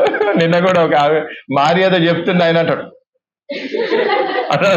ఆమె ఇక నన్ను చూసి ఏంటి ఇక దాన్ని కవరప్ ఎట్లా చేయాలనేది ఆమెకు దోస్తలేదు. అట్లా ఈరోజు చాలా మందికి ఎట్లుంటుంది అంటే ఇక వాక్యం చెప్పేటప్పుడు ఏం చేస్తారు? ఇక సమర్పణ చేసుకునే కొంపదీసి నువ్వు చేసుకోకు, ఫస్ట్ నేను చేసుకుంటే తర్వాత నువ్వు చేసుకో, లేదా ఇద్దరం ఒకటేసారి చేసుకుందాం అలా అడిగి ఈరోజు ఏం చేద్దాం? చేద్దాం, ప్రార్థన చేద్దాం అలా. ఇంతసేపు గంటన్నర అరిసిందేమో నేను, అలిసిపోయిందేమో మీరు. మీటింగ్ అయిపోగానే చూడు నీళ్ళు ఎట్లా తాగుతాం, గుట్ట బాటిల్ సగం తాగేస్తాం. తాగాల్సింది ఎవరు? నువ్వా? నీళ్లు తాగాల్సింది ఎవరు? నీళ్ళు నేను తాగాలి. ప్రార్థన అయిపోయినా గుట్ట మనం నీళ్ళు తాగేస్తాం. ఎందుకు? పాపం జర్రలో ఉంటే చచ్చిపోతున్నా అన్నట్టుంటది. అవునా కదా? ఎందుకంటే ఏం లేదు, ఈ వాక్యం ఏందో, ఈ కథ ఏందో అయినా ఇంకా అయ్యం ఏం కాలేదు, నా పేరు తీసుకుని సమర్పణ చేసుకోమంటే అయిపోతుంది, నా పని అయిపోతుండే. ఆ మాట అనలేదు పాస్టర్, మంచి పని చేసింది. కొంచెం కత్తి మెడదాకా వచ్చింది, మళ్ళీ వెనక పోయింది, లేదంటే కసక్క అయిపోయింది. ఓకేనా? చేద్దాం, ప్రార్థన చేద్దామా వద్దా? అర్థమైందా కాలేదా? అర్థమైన వాళ్ళు ఒకసారి చేయొచ్చు. అర్థమైన వాళ్ళు బాప్టిజం గురించి అడుగుతలేను. ఈ చెప్పిన వాక్యం అర్థమైన వాళ్ళు చేయట్లేదు. ఏడ అర్థం కాలే అలాగే కాదు. ఏడ బాప్టిజం గురించి అడుగుతలేను నేను. చెప్పినా కానీ అడుగుతలేను. ఆ వాక్యం అర్థమైతే చేసేస్తారు. అర్థమైంది అందరికి? Very good. చలో అర్థమైందాక? Very good. అందుకే ఇప్పుడు ఏం చేద్దాం? చేద్దాం ప్రార్థన. మరి మీకు మీరే ఏం కావాలి? దేవునికి అప్పగించుకున్న రోజు ఎప్పుడు వస్తుందో చూద్దాం. లాస్ట్కి ఏమంటారు? ఇప్పుడేమో కొంతమంది ఇక అన్న మన యాకోబు అన్నని తీసుకున్నాం, 80 సంవత్సరాలు వచ్చింది. దేవుడు బాగా చూసి దేవుడు ఆశీర్వదించి ఆయనకు 80 సంవత్సరాలు ఆయుష్కాలని ఇస్తే 80 సంవత్సరాలకు ఇక మంచం మీద ఉన్నాడు. లాస్ట్కి అప్పటికి నాకు 100 సంవత్సరాలు ఉంటాయి అనుకో. ఇక నేను ముసలోడే, ఆయన ముసలోడే. ఇప్పుడు ఆడికి వచ్చేసి వణుక్కుంటే అంట పాస్టరు నాకు బాప్టిజమయ్యావా అంటే ఇప్పుడు నేనేమనాలి చెప్పి? ఇక నేను ఇవ్వగలుగుతానా? నువ్వు తీసుకోగలుగుతావు? నువ్వే చెప్పు. 70 సంవత్సరాల పైన పాపం కళ్ళు కూడా కనిపించే ముస్లామి ఆమెను తీసుకుపోయి బాప్టిజం ఇస్తుంది అనా? అంటే దేవుడు ఇచ్చిన ధన్యత చెప్తున్నా. అట్లా దేవుడు అవకాశం ఇచ్చినప్పుడు ఏం చేయాలి? ఇక ఎప్పుడో ఇక ముసలితనంలో అంత అనుభవించినాక నేను తీసుకుంటా అంటే అప్పటి వరకు అవకాశం ఉంటుందో ఉండదు. అందుకే ఏం కావాలి? నీకు నీవే అప్పగించుకునే సమయం ఎప్పుడు వస్తుందో మీరే ఆలోచన చేయండి. ప్రార్థన చేయండి, కళ్ళు మూసుకొని.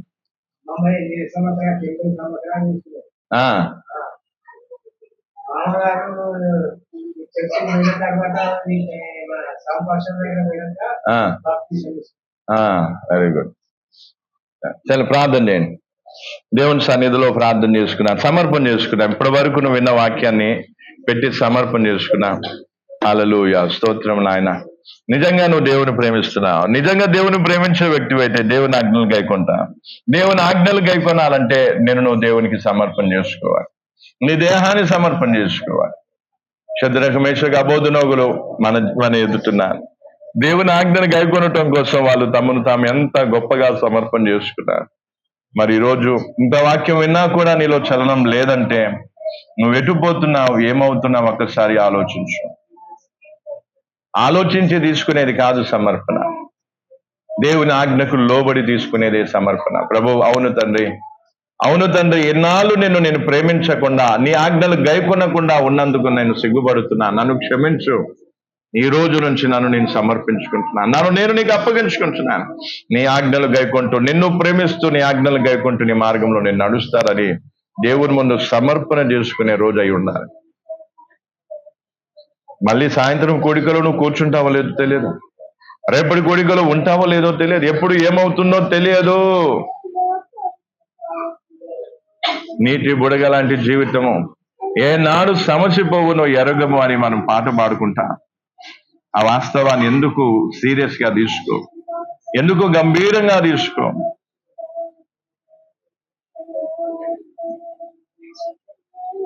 హల్లెలూయా, హల్లెలూయా, హల్లెలూయా. రికరబా సదరికరబా సందరికరబా సందరికరబా సందరికరబా సందరికరబరబా రిగరబా సందరికరబా సందరికరబరబా సందరికరబరబా సందరికరబరబరబా. హల్లెలూయా, హల్లెలూయా, హల్లెలూయా, హల్లెలూయా, హల్లెలూయా. ఆమేన్. ప్రార్థన చేసుకున్నా. పరిశుద్ధుడా, గొప్ప దేవా, స్తోత్రం నాయన. మరొకసారి నీ పాద సన్నిధికి వచ్చి నేను స్తుతించి నీ మాటలు మేము ధ్యానించుకోవడానికి కృపనిచ్చాం. నీవు మమ్మల్ని ప్రేమిస్తున్నావు తండ్రి. అందులో మాకు ఎటువంటి అనుమానం, సందేహం లేదు నాయన. నీ కుమారుని ప్రాణ త్యాగం దాంట్లోనే గొప్ప ప్రేమ దాగి ఉంది. ఆ ప్రేమను మేము గ్రహించుకోగలగాలి. ఆ ప్రేమను మేము గుర్తించగలగాలి తండ్రి. అప్పుడే తిరిగి మేము నిన్ను ప్రేమించగలం. కాబట్టి నీవు చూపిన ఆ ప్రేమను మేము గ్రహించుటకు, గుర్తించుటకు సహాయం చేయి. ఆ ప్రేమను అంగీకరించి తిరిగి దానికి ప్రతిగా నిన్ను ప్రేమించి నీ ఆజ్ఞలు గైకొని, అయ్యా నీ ఆజ్ఞలు గైకొనుటకు మమ్మల్ని మేము సమర్పించుకొని ఒక మంచి క్రైస్తవ జీవితాన్ని జీవించుటకు సహాయం చేయి. ఈ మాటలు ఒక్కొక్కరి హృదయాల్లో నీరుకట్టి ఫలింపచేయి. ఇంతవరకు అద్భుత రీతిగా నడిపించడానికి వందనాలు. ఇక మీద కూడా తోడే నడిపించమని మీకు ఇలా నన్ను కూడా నువ్వు వాడుకునేందుకు వందనాలు. మహిమ గంట నీకే ఆరోపిస్తూ మరలాని సన్నిధిలో కలుసుకునేంత వరకు మా అందరికి నువ్వు తోడే నడిపించమని యేసుక్రీస్తు నామములో అడిగి వేడుకొంచున్నాను తండ్రి. ఆమేన్. ప్రభువైన యేసుక్రీస్తు కృప, దేవుని ప్రేమ, పరిశుద్ధాత్మ సహవాసం మనందరికి సదాకాలం తోడే ఉండును గాక. ఆమేన్.